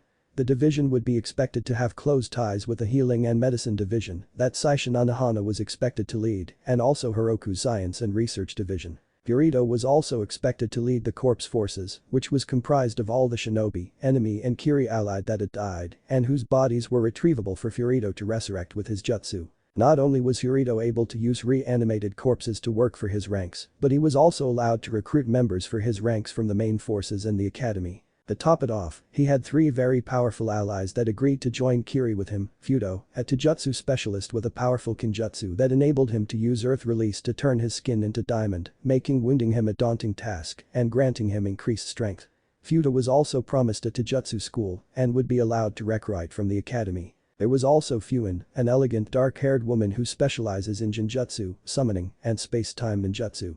She was promised a space-time ninjutsu branch inside in Hirito's Forbidden Arts department. Probably, the most surprising discovery from Hirito's followers was Uzumaki Fuka, a very beautiful redhead with blue eyes, plump lips with red lipstick, and a voluptuous body that most men would die for. Up until that point, Zabuza and Mangetsu had been under the impression that Naruto, Kushina, and her daughter were the only Uzumaki still alive. One can imagine their surprise when they met Fuka. Unfortunately, Fuka wouldn't be joining Kurigakure anytime soon. She was supposed to go on a very important long-term mission soon. According to Naruto, Fuka had a Kinjutsu that made her immortal and she'd been alive for more than 90 years despite looking like an 18-year-old. The Kinjutsu also gave her the ability to utilize all 5 nature transformations as if they were your main affinity and she had mastered all of them. Zabuza thought that such a jutsu seemed too good to be true and that there should and must be some kind of drawback or drawbacks to it. And while he didn't know it for sure, he was right. Fuka had to steal people's souls in order to maintain her youth through her kiss of death technique. The stealing of a soul also transferred the victim's chakra to her, allowing her to use whatever nature transformation that person had for a limited period of time, usually about 5 years. She also had a weakness in that the life force of the people whose souls she stole was stored in her hair, therefore, her lifespan would shorten if someone damaged her hair and she would die if it was completely destroyed. The long-term mission she was embarking on was probably one of the most important missions in the Kiri Empire that Naruto was creating. She was required to make contact with Orochimaru and try to get close to him. Orochimaru was gathering forces for a new shinobi village that he was building, and Naruto wanted to integrate that village into the Kiri Empire. It would be easy for Fuka to ignite Orochimaru's interest. Orochimaru was obsessed with immortality and learning all the jutsu in the world. He wouldn't pass up the chance to work with someone who was immortal and had mastery of all the 5 basic nature transformations. Fuka was not only required to collect as much knowledge and information as she could from Orochimaru, but was also expected to form close bonds with the Odo shinobi and earn their trust. She would one day receive an order to eliminate Orochimaru and take over Itagakure no Sado. And on that day, Odo would officially become a branch of the Kiri Empire. Zabuza thought it was a good plan and wanted to know what other targets Naruto had. Naruto explained that he wanted to use the Uzumaki clan's power to unite the nations and that all he would use the members of the Uzumaki clan and other villages to do this. He explained that using family would eliminate trust issues between the various branches of the Kiri Empire. Naruto wanted to use Kushina to gain control of Konoha, but expressed his concern that the plan could fail as it were. Kushina was powerful, yes, cage level easily, but the yellow flash was still alive and it would be hard to reach her without his interference. Also, Kushina now had a family with this man and many friends there already. She wasn't quite as isolated as the other Uzumakis were. In other words, her need to belong to something greater than herself, or her need to belong to a family, was not as strong as she already felt like she had exactly that with Minato, her daughter, and her friends in Konoha. Naruto explained that he would have to wait and see what happened in the future, maybe things would change. There were other Uzumakis of course, but Zabuza had assumed by the way Naruto spoke of Kushina that she was his only option he had and left it there, concluding that Naruto would figure out a plan somehow. That was just as well for Naruto, he certainly didn't want to share his plans for Uzumaki Taiya and Uzumaki Karen, both of Kusa, mainly because they were only little babies at that point in time. He certainly didn't want to say anything about Nagato of Omegakure, that would just cause too many questions that he wouldn't be able to answer, didn't want to answer rather. It is my job as the Mizukage to strive for the best for Kiri, but thank you anyway, I'm glad you agree with what I have done and what I plan to do. Naruto replied. Speaking of plans to do, why did we leave Kisame behind? Asked Zabuza with narrowed eyes. I thought I told you, I have a mission for Haruko, Kisame's participation is required for the success of the mission. Explained Naruto. Oh yeah, and what is it that Kisame can do that we couldn't have done on this so-called mission? Asked Mangetsu, eyes narrowed suspiciously. It's not something that you can't do, it's something that I don't want you to do. But you want him to do it. What is this thing that you want him to do exactly? Asked Zabuza, unnerved by the strange vibe coming from the blonde Uzumaki. I want him to die, he is a traitor. 6 months later. Forests of Wave Country. Have you made reservations with the ferryman, Kakashi Taicho? Yuzuki Yugao asked in midair, she and her comrades in the four-man cell tree, hopping through the forests of Wave Country at a modest speed, as there was no need for haste in their return from their mission, the team having completed their mission earlier than expected. Yugao is a beautiful, slender woman with all the curves in the right places, with dark blue-purple hair that reaches all the way to her mid-back, dark eyes and a soft skin, wearing tight-fitting ninja pants with white bandages around the ankles, blue shinobi sandals, a green jonin vest with a black long-sleeved and tight-fitting shirt underneath. I sent Pakken ahead to inform him of our change of schedule, if that's what you mean. Kakashi replied evenly. Kakashi is a 15-year-old young man with gravity-defying, spiky silver hair and only one visible dark eye, the other covered up by the metal plate of a forehead protector, worn sideways across head and part of his face, completely covering the Sharingan eye that was hidden from plain sight. He is wearing an outfit that matches Yugao's perfectly, except that he was wearing the male version of the outfit, in other words, his version was loose and not so constricting, with metal-plated gloves on his hands. I was also worried about that, nice, quick thinking as always, Kakashi Taicho. Genma said with a small smirk. This is nothing compared to his exploits on the battlefield though, I would have died last night if it wasn't for him. He really is an accomplished shinobi. Hayate said matter-of-factly, a hint of gratitude and appreciation leaking into his otherwise dull tone. You give me too much credit, you guys have saved my butt on many occasions too. I could not have done it all by myself, that's why we work in a four-man cell. Kakashi said dismissively. I think we should add modesty in his list of accomplishments. Yugao said with a small smirk. Mama, you guys shouldn't look out. Kakashi exclaimed with a panic, just in time too, as a great many gigantic roots sprung forth from the ground and trees below them in kind, aimed directly at the heart of their four-man cell. The roots were so thick, so long and they were spreading so fast around that the crew had no choice but to split up in order to avoid either getting impaled or simply caught and crushed between the roots. Being elite jonins themselves, the four were all very quick to deduce that their split up was the intended effect from whoever was attacking them, but they could do nothing about it as more and more roots, all getting bigger and bigger, continued to assault them relentlessly, forcing all them even further away from each other. By the time the roots relented on their attack, the individual member of the team were already too far apart from each other to regroup, the group of elites each realizing that they would have to deal with their own individual opponents first before regrouping, as there was no other possible reason for separating them, either than that they were being forced to fight an army of white plant men. I can't believe I was unable to catch even one of them with that attack, they're more skilled than I gave them credit for, but then again, it's harder to focus on so many targets at the same time, especially when they are so far apart from each other. Kurizetsu thought. Don't worry, my clone spores will take care of them. Shirazetsu retorted with a mental smirk. I should hope so, in any case, let's get this over with quickly, I don't want to waste any time on this. Kurizetsu thought as he rose up from the ground a short but safe distance away from the copy ninja. Hada Kakashi, it's time for you to die. Zetsu said matter-of-factly. Who are you and what are you? Kakashi asked with a horrified expression, unable to quite believe what he was witnessing before his very own eyes. It looked like some kind of plant that turned into a human, or a human that turned into a plant, and most terrifically, whatever it was, it seemed to be made of two people that were fused together into one being, the other black with a deep voice, and the other white with a lighter and softer voice. But that was not quite as weird as the fact that they seemed to even speak as if they were one person, despite the clearly different voices coming from whatever here it or they were. Another weird feature that Kakashi had not seen and doubted that he would ever see on anyone else again was the Venus flytrap that was encompassing most of the guy's body, but that was not all, he was wearing a weird outfit too, a long black cloak with red clouds all over it. Kakashi was sure that this outfit must have had some kind of significance to the guy, maybe it was some kind of uniform that whatever clan or organization he came from used to associate with each other. "My name is Zetsu, the last person you will ever meet again." Zetsu replied with a dark undertone, a tone perhaps amplified by his deep, dark and retching voice. "We'll see about that." Kakashi said with an intense glare, the copy ninja pushing up his forehead protector to reveal his 3 Tamo Sharingan as he prepared himself for battle, realizing that he now had no choice but to forget about the guy's weird appearance and focus on surviving whatever was about to happen. "A Sharingan from the get-go, huh? It seems you won't be underestimating your opponent today." "A wise decision on your part, Hada Kakashi," Zetsu said. "If you're here to get revenge for your deceased comrades, you've come to the wrong place. The only thing you will find here is death, and by death, I mean your death," Kakashi said with a murderous glare. "You're wrong about 2 things, Hada Kakashi. 1, I'm not here for revenge, nor do I belong to the Nakazaru troops that you and your friends demolished last night. And 2, I'm not the one that's going to die today, the person that is going to die is you and your dear friends," Zetsu said without a shadow of a doubt. "Impossible, there's no way he would know about last night unless he was physically there himself. But how is that possible? Yugao is a sensor type, and I had Pakin and the other Ninken patrolling around the perimeter during the battle. There's no way we should have missed him," Kakashi thought with a confused frown. But then again, no one was able to detect his presence until he started attacking us with his Mokuton-like abilities. Speaking of which, how's this guy pulling a Mokuton technique off in the first place, just what is he exactly? Kakashi pondered wearily.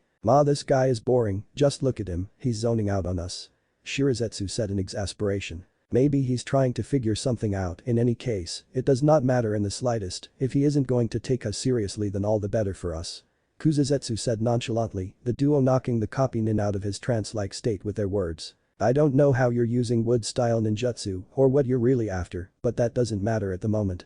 You're not the real deal, just a bastardized imitation of the Shadame Hokage. I'll capture you and extract all the information I need out of you," Kakashi said with conviction as the Tamo on his left eye started spinning around rapidly. "He's going to use a Jinjutsu, haha, idiot, still hasn't detected my sporulation technique, using chakra will only speed up the process," Zetsu thought triumphantly. "I've made eye contact, now's my chance," Kakashi thought, using his impressive speed to spring at the plant man and at the same time activating the Rikiri on his right hand to try and stab through the Akatsuki member's chest. However, Zetsu would have none of that, the plant man grabbing hold of the copy nin's wrist at the last possible moment and then delivering a crushing blow to his abdomen with his free hand before kicking him away violently. The copy nin was surprised by the power behind the kick and had no time to right himself before crashing into a tree with a resounding sound as the tree was sent tumbling by the crushing blow the dazed copy nin's body delivered to it. Kakashi found himself having to use his ultimate attack sooner than he thought, except that this time it was for defense rather than offense, the Cycloptic ninja using the lightning blade current throughout his body to cut off the roots that had quickly grown from the felled tree and wrapped themselves around his body. "The jutsu is not a strong forte of mine, but I bet I caught you off guard there didn't I, Hada Kakashi?" Zetsu said with a cocky smirk on his white half, the black half remaining expressionless as usual, although the mirth could be detected in his voice if one listened carefully. "How is this possible? I made direct eye contact with him before attacking, I was sure I had captured him in a Sharingan Jinjutsu," a confused Kakashi thought. "I bet you're asking yourself. What happened? I caught him in a Sharingan Jinjutsu and immediately attacked with my top speed. No one should have been able to disable such a powerful Sharingan-based Jinjutsu that fast, right?" Shirazetsu asked in a poor imitation of the copy nin's voice. "Well, it's actually simple. When one can't break out of a Jinjutsu on their own, the duty falls upon his partner to channel his chakra into his comrade's body and disrupt his comrade's chakra circulation. Hada Kakashi, our bodies and chakra circulatory systems are currently interlocked with each other, as long as we stick together, no Jinjutsu will ever have an effect on us," Shirazetsu said confidently. "That makes sense in a strange twisted kind of way. But no matter, I'll just have to forcefully separate the two of you," Kakashi proclaimed, left hand on right wrist as he activated the Rikiri again. If he's using Mokuton, then that means he probably has access to Earth style and Water style. Fire style won't work on his Water style, and my Water style will be cancelled out by his Water style too. Earth style won't work, he'll just cancel it out with his own Earth style, and if I try to attack from underground, I might get caught by his Mokuton lightning style, is the only advantage that I have against this guy. Kakashi thought. Another Akiri. You don't really think that we'll allow you to get that close to us, do you? Because that would be stupid. Zetsu said nonchalantly. Just as I thought, he's a long-range fighter. Not only that, but he seems to prefer to move as little as possible when he does battle, almost like he's rooted to one spot. I suppose that has something to do with his preference to use roots in battle. Kakashi thought analytically. He's confident that he can keep me from getting close to him again because the last time I got close was only because he allowed me to, so that he can surprise me. Every move of his is calculated, he's clearly a smart guy, but I have a surprise of my own. Kakashi thought, quickly cooking up a surprise attack for the overconfident plant man as he cancelled the Rikiri he was preparing and blazed through another quick set of hand seals. Lightning release. Beast running technique. What Kakashi trailed off in surprise as a white Zetsu spore grew rapidly all around his body, encompassing him almost completely with the exception of his head and legs. The copy ninja tried to use the lightning blade current in order to rip apart the clone spore that was restraining his movements. But that idea went out of the window as soon as he tried to activate the jutsu, the spore Zetsu absorbing all of the Cycloptic ninja's chakra before he could successfully utilize the modified version of his prize technique. My chakra reserves just took a nosedive, this guy he must have absorbed my chakra. This guy is an unparalleled jutsu user, when did he even set up this jutsu? Kakashi thought frantically. It was also at this moment that Zetsu, almost as if reading the copy ninja's thoughts, shed light on the copy ninja's mental dilemma. That is my sporelation no jutsu, in case you were wondering. I managed to set it up on you and your comrades in kind before you were separated from each other. The spore itself and the extent of its restraining and chakra draining becomes stronger the longer it remains dormant. The more chakra you expand, the greater its power to absorb and restrain becomes. Hada Kakashi, since our battle began, you have used one powerful Sharingan illusion and activated the Rikiri at least 3 times. How powerful do you think is that spore now? Zetsu trailed off with a sinister undertone. So basically, this is a glutinous clone. The more you feed it with chakra, the more it wants to eat and the stronger it becomes.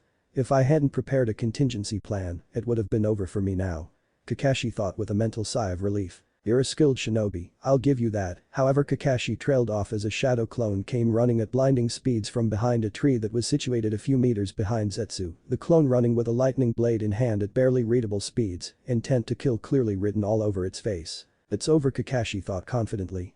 However, what transpired next was something that Kakashi couldn't quite fathom, watching with wide eyes as his clone somewhat comically tripped and fell flat on its face. That's not possible. My clone has been watching the whole time, he should have been aware of the possibility of being intercepted by protruding roots. Wait, what's that? Kakashi thought with a look of both shock and realization, the copy nin spotting a white hand protruding from under the ground and holding tightly on his clone's ankle. The shadow clone however was quick to respond, quickly thrusting its lightning-enhanced hand into the area where the hand was protruding from, causing a crater to form on the area around the now deceased body of a Zetsu wood clone, the shadow clone stabbing its Rikiri right through the white guy's left eyeball and into his brain. Nice work, now hurry up and free me. Kakashi ordered authoritatively. I guess it can't be helped. The clone responded with Kakashi's usual aloof manner as it pulled its hand out of the deceased wood clone, which had indeed now turned into a disfigured mass of wood, the clone adopting a battle-ready stance as it prepared to jump into action. That's a wood clone. This guy really is a Mokuton user. I wouldn't go as far as saying he's on the Shodame's level, but he's very accomplished in his field, probably the most dangerous guy I've ever faced on my own. Kakashi thought wearily. Boss, what the hell is happening? The clone asked with a confused expression. What do you mean? Just hurry up and release me. Kakashi exclaimed anxiously. But he's not even facing me, don't you think that's a little strange? The clone asked suspiciously. Hehehe. What's wrong, Hada Kakashi, does my back intimidate you? Zetsu asked with a condescending tone, facing the restrained original and yet directing his words to both the original and the clone. He's right, this is suspicious, one would think that his sole priority now would be to deal with the clone and then finish me off or just use me as bait to lure my clone into a trap. If he attacks me and kills me, then the clone also dies, and if the clone stops him from killing me, then it falls for his trap regardless and he finishes both of us off. This is too weird, I can't figure out what he's up to. I'm in way over my head here, I need to free myself and escape, there's no way that I can win. Kakashi thought logically and somewhat fearfully. Listen up, you have to use that jutsu, it's the only way. Kakashi exclaimed. Okay, that should be able to take him out if I connect. No. Kakashi exclaimed again, cutting out the clone before he could say anything more. What? I want you to aim the jutsu at me, Kakashi said with a signal with his eyes, indicating to the clone that it should aim on freeing him, rather than to kill Zetsu. I see. The original me is right, if I aim at Zetsu, there's no guarantee that I'll even hit him at my current level of mastery over this jutsu, it's not like he'll just sit still and allow me to aim. Furthermore, even if I hit him, right now I'm not even sure if this is even the real him. This guy is smart and he has been planning this attack for a while, he probably wants me to think that he is underestimating me. I should free the boss and hope that he can make it through this. Clone Kakashi thought wearily. Aim the jutsu at him instead of us. What does that mean exactly? A confused white Zetsu thought. He's going to try and free the original, hurry up and execute that plan, quickly. Black Zetsu ordered. I'll run out of chakra and get dispelled if I use this jutsu, I don't have a choice but to make it count. The clone thought as the Tamo in his eyes spinned around rapidly before stopping suddenly, the Tamo connecting to form a tri-pronged shuriken. The clone was just about to activate the special technique when a woman that he recognized all too well appeared on Zetsu's left-hand side with her sword drawn and aimed for the underside of the plant man's left ribs, aiming to pierce her way straight through and all the way to the heart. However, she was unable to make it as a gigantic and rapidly growing root intercepted her, the root branching out rapidly as many smaller ones grew from it and tried to stab through her body. She was quickly forced to retreat as she jumped next to the copy ninja, but not before leaving a few explosive notes around the Akatsuki member. The explosive notes exploded with a loud bang, sending debris and dust flying around the battleground. The purple-haired Kunoichi used the explosive distraction to her advantage, quickly running around and making her way to the original copycat at impressive speed before proceeding to slice up the defenseless Borlation Zetsu, grab onto the chakra-exhausted copy ninja and make her way to a safe distance. When the dust and debris cleared, Yugao was visibly disappointed to see that her explosive tag attack hadn't so much as phased the Akatsuki member, the plant man not sustaining any damage of any sort as his Mokuton ninjutsu once again protected him, the multitude of thick roots that were surrounding, shielding him sustaining a fair amount of damage to protect him from the same fate. Kakashi, are you okay?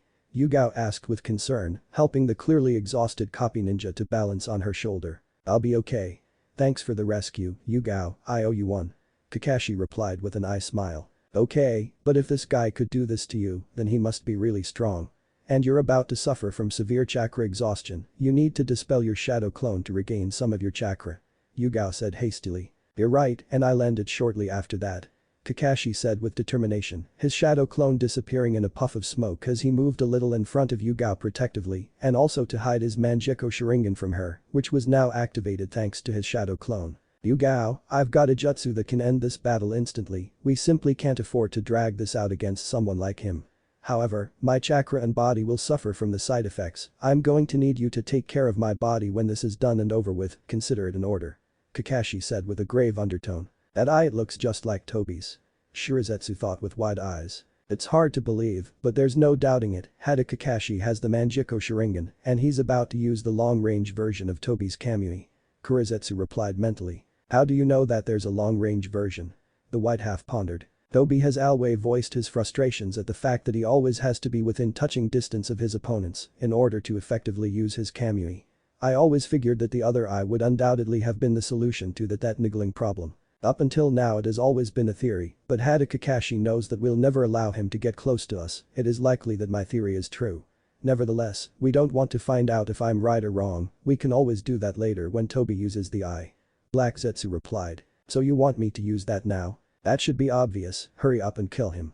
Kurizetsu snapped angrily. Okay, I'll take care of you, Kakashi Taicho, I promise. Yugao replied with a sinister smirk. Thanks, Yogwa. Kakashi never got to finish what he wanted to say as Yugao stabbed her sword right through his heart. I'm sorry Kakashi, but I can't allow you to use that technique, Yugao said with a malicious smile. Why Yugao why? Kakashi asked between a blood-curdling coughing fit, looking over his shoulder at the purple-haired beauty with eyes full of surprise and betrayal. Because I can't allow you to kill me, Kakashi-san. Yugao said as she transformed back into a white-skinned male mid-sentence, her voice contorting as well into that of a male, namely, White Zetsu's voice. Why you? Yes me Zetsu said, quickly pulling out the sword from the copy nin's back and swiftly moving to decapitate him from the neck. How Kakashi didn't get his answer nor did he get to even ask his question really as his head was sent flying away from his body. Zetsu ignored the body and moved towards the head, kicking it like a soccer ball towards the dual personalized original. It's done. The clone said confidently. Yes, yes it is. The original replied. You have a nasty habit of playing too much with your prey, Zetsu, it will be the end of you one day. A dark and sinister voice sounded as a space-time vortex opened up in the space between the clone Zetsu and the original. The vortex disappearing and leaving behind an orange masked man wearing the same Akatsuki uniform as Zetsu. What good is a hunt if you're not going to enjoy the game? Besides, I always scout out my opponents before I engage in battle. Had Kakashi was dancing on the palm of my hand from the beginning, I got the job done, didn't I? Zetsu asked rhetorically. You won't always have preparation time, and I won't always play with my prey. Your concern is appreciated, but I can handle myself. Black Zetsu retorted hastily. I will take your advice under careful consideration. But right now, we should focus on getting this eye back where it belongs. Zetsu said, grabbing Kakashi's head by the hair and twisting it around for Obito to see the horrified expression on the head. If Obito was disturbed by the sight of his former best friend's decapitated head, then he did very well not to show it. Of course, the mask did a good job at helping him hide his emotions too, but there were other ways for a shinobi to spot emotions from someone, and Zetsu was quite an expert at it. However, even Obito's body language didn't show anything whatsoever, and that surprised Zetsu a little. Very good, you did well, Zetsu. This mission will go a long way to helping us win our war against Naruto, Minato-sensei, and the elemental nations. However, I'm curious about our other objective, how did that one pan out?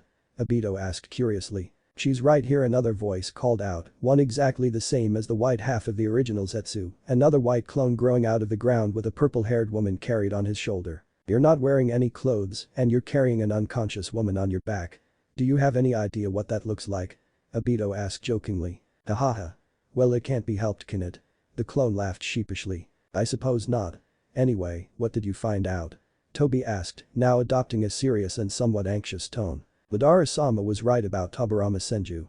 He may have never been married, but he did secretly sire two branches of his bloodline, with a woman from the respected Namikaze family and a woman from the Izuki family. Just like Madara-sama said, the second Hokage had a militant and realistic view of the world, he foresaw the demise of the Senju clan and sought to ensure its future through these shinobi families. The Zetsu clone said with a little admiration for the great Nidaime Hokage. So you're sure she really is a Senju? Toby asked, not skeptically, but just to reaffirm in his mind that what Zetsu said was indeed reality. Her chakra is consistent with the quality of the Senju, but not only that, fate seems to have taken a liking to us, she has a strong water affinity, and you'll never guess what the secondary affinity she has developed is. The clone Zetsu said with a cocky smirk, she has an earth affinity. Toby asked curiously, his lone visible eye widening slightly in surprise and a little excitement. You bet. This will increase the chances of the experiment's success, won't it? The clone asked excitedly. Yes, it will. Toby trailed off in slight disbelief, unable to believe just how everything seemed to fall into place all of a sudden. Still, even if the experiment worked, there is still a chance that she won't sympathize with our plans. What do we do if that happens? Black Zetsu asked wearily. Hatred is not the only way to control and manipulate someone, in fact, more often than not, love does that job just as effectively, if not more so. Obito replied cryptically. Love? Are you planning to seduce her? Clone Zetsu asked skeptically. No offense, Toby, but I just don't think that is quite your forte, especially with the mask thing you have going on, and I won't even mention the scars on your face. Although, I once heard that some girls like the dark and mysterious type. I hope she's one of those, your seduction might work if she's really that type.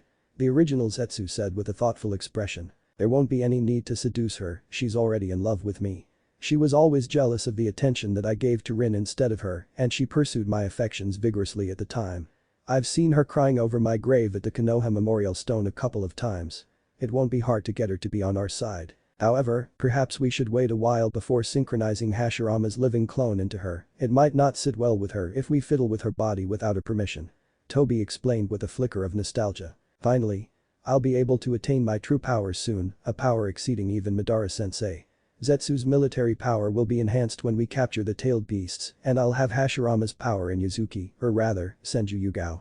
I also have Madara-sensei's Rinnegan and Nagato, and the Jito Meizo will be under my control soon. All I need now is to expand on the Akatsuki, there's a lot of talent out there, but maybe I should let Zetsu and Nagato deal with that while I handle the issue with the Uchiha clan.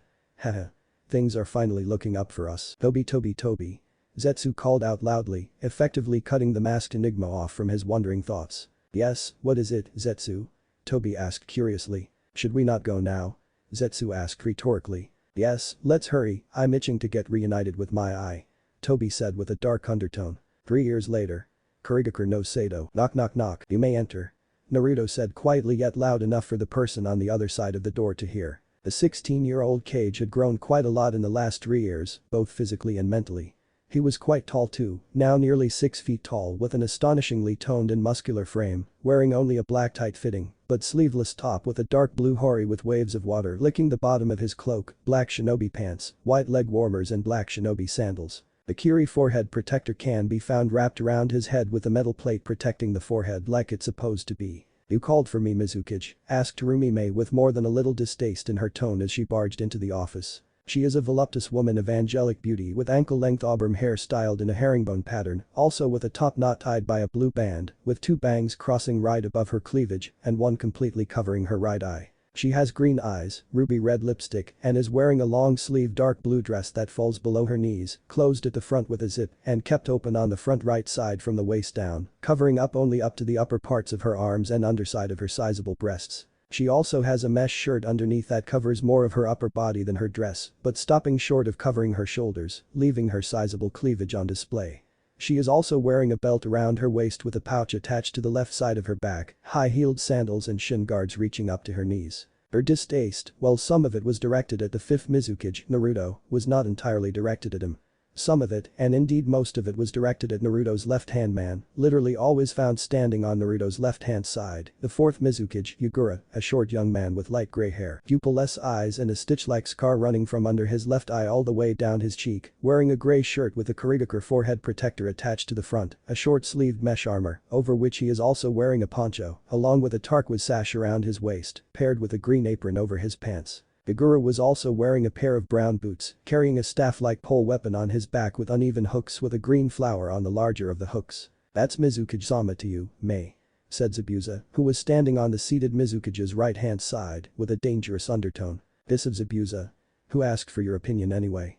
Mei rebuked with equal intensity. You bitch. Mei-san, you were once leader of the rebellion forces, how would you have felt if one of your subordinates treated you the way you treat Godame-sama? Surely you understand what kind of position you're subjecting him to. Also, Godame-sama is trying his best to reunite the nation and make amends for his predecessor's mistakes. If an idolized figure like you can't share that same vision, what kind of influence do you think your behavior will have on the next generation? Huh, Mei-san? Yugura asked with his regular soft-spoken voice, cutting off the demon Zabuza before he could succumb to his homicidal instincts. I don't have to listen to a lecture from a bastard like you. What makes you think you have any right to talk about unity and peace after what you did? The 18-year-old mayor retaliated somewhat obnoxiously. Mei. You know he wasn't in control of himself when that happened, it wasn't his doing, it was Uchiha Obito who destroyed Kiri. You know this better than anyone else out there. Zabuza shouted angrily, not knowing how long he could stop himself from assaulting this, according to him, unreasonable and childish woman. So what? Am I supposed to feel sorry for him? He was the Mizukage for Kami-sama's sake, how could he have such a weak will as to be controlled like that? If he really loved Kiri, if he really was deserving of the Mizukage title, then his love for our nation alone should have been enough to break out of such a foul genjutsu. He's just a weak-willed pathetic excuse of a cage, he doesn't deserve to live. I'll never trust him again, never. Mei exclaimed with unwavering hate and resent for the boy-looking yondaime. Mei, no shut up, I don't want to hear your hypocrisy, Zabuza. You're no different from him. You weren't even an academy student, but you went and killed a whole class of graduates just for the heck of it, or maybe just for some sick ego trip to get yourself a reputation. You even take pride in that demon moniker that you got because of that incident, heck, you even brag about it to comrades and enemies alike, brag about killing all those Kiri children and destroying their futures. You make me sick. Mei exclaimed, her breath a little ragged from her passionate tirade. To be honest, she'd wanted to say this for a long time now, and they had just given her that ample opportunity by passing judgment on her. Mei had no intention of passing up such an opportunity. To her, it was about time all these pompous hypocrites were put in their place. Zabuza, you have no right to pass judgment on me, or anyone else from Kiri for that matter. You didn't lose anything when Yugura was tearing down Kurigakure no Sato. You were alone from the start, you had no family, no real friends, nothing. I and countless others lost our brothers, sisters, fathers, mothers, cousins and friends. Some people even lost wives and husbands, you didn't lose anything. So don't you dare talk down to me again. If you do, I'll kill you. The same goes to you, Yugura, you spineless wimp. Mei ended the rant with a threatening tone, a tone that left no reasonable doubt that she meant exactly what she was saying. Neither Zabuza or Yugura had anything to say after that rant by the former leader of the rebellion forces, after all, what could they say? The way she worded it, it really did seem like they were guilty of some gross hypocrisy. Everything she said seemed to fit together and even made it too much sense for them to effectively dispute. All they could do was to hold their mouths shut and bow their heads in shame, nothing less and nothing more. An apology would probably send her off on another tirade or just plain piss her off enough for her to attack them. May, I understand where you're coming from and I have no way of disputing your words, nor do I have a reason to judge you. But remember, you're not the only one that suffered from Obito's regime. In fact, in a way, it could even be said that Yugura is the one who has suffered the most. Everyone has lost faith in him, everyone hates him, everyone outright curses him or whisper foul words behind his back when they think he can't hear them. Some people even refuse to serve him in their shops and restaurants. Kids and adults alike throw rotten foods and stones at him when he walks by. If they don't, they simply pretend he is not there and completely ignore his very existence. No one believes in him, no one forgives him, no one tries to understand him, and no one cares about him. Can you even begin to fathom what kind of burden Yugura has had to carry over the past couple of years? Naruto asked rhetorically. Yet, May, Yugura has not once retaliated or even shown any hatred to the people that treat him worse than a hellspawn. He continues to be kind and caring to others. He tries his best to help everyone when he can, and he continues to work diligently and ethically for a greater and peaceful future for Kiri. He continues to love Kiri and everyone in it and works hard in hopes of one day atoning for his sins, even though it was not his doing in the first place.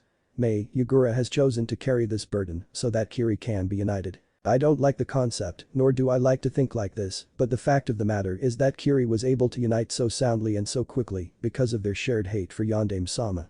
Did you know that Yugura planned this from the start? It is the only reason he decided to carry on living, so that he can unite Kiri through their shared hatred for him. It is not a concept too foreign from the one where people say that the enemy of their enemy is their friend.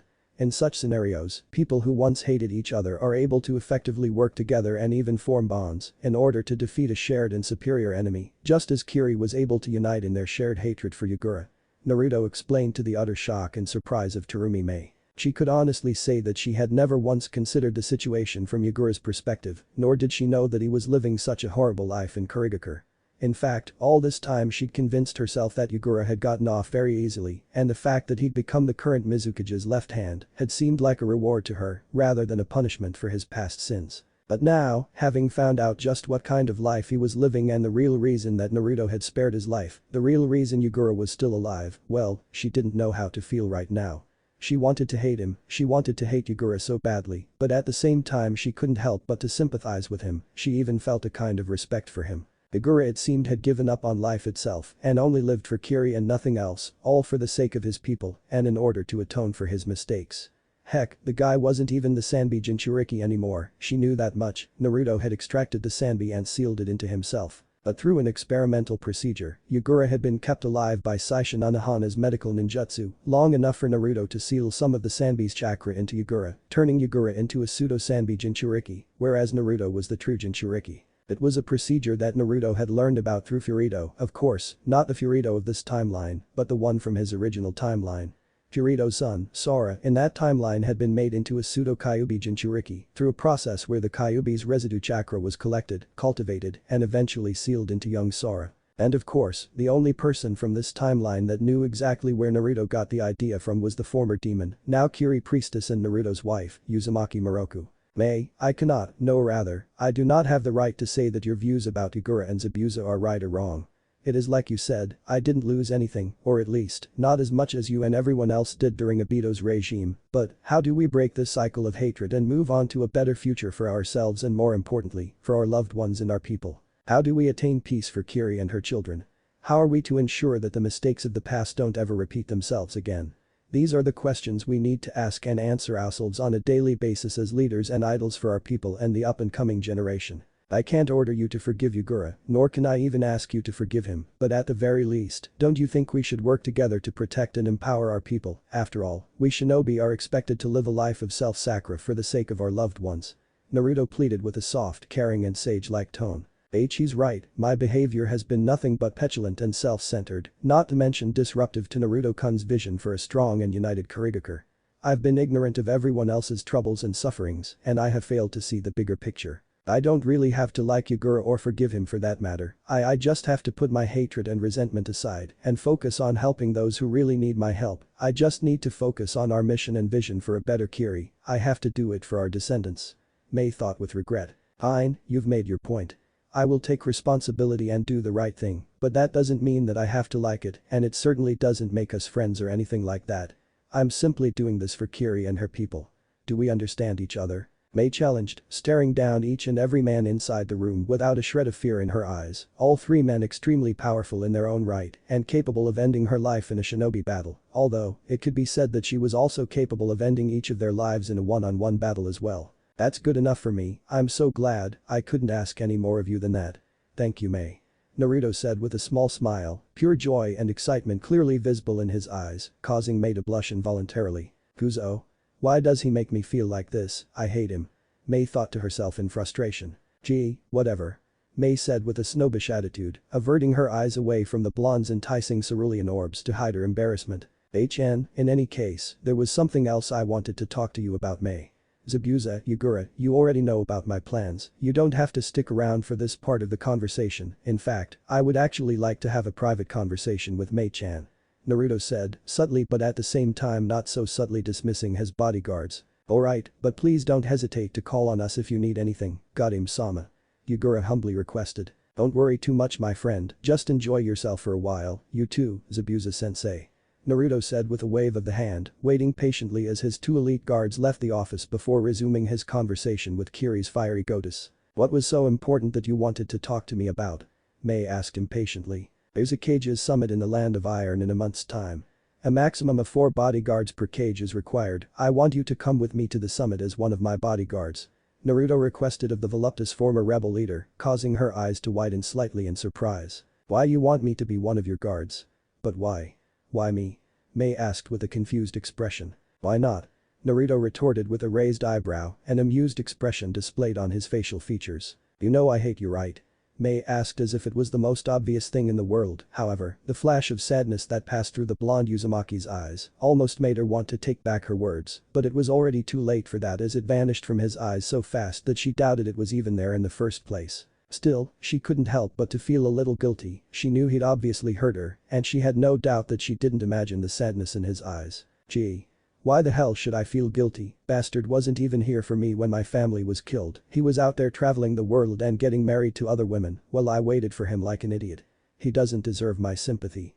Mei thought stubbornly. I know that I'm not one of your favorite people, but remember, you promised that you would put your feelings aside for the sake of the village, I don't expect you to break that promise. Naruto said with a stoic expression, causing Mei to almost flinch at the sudden coldness coming from the man she once thought of as her future husband and love of her life, a man whose guts she now hated with a passion, or so she told herself. Don't you dare insult my integrity.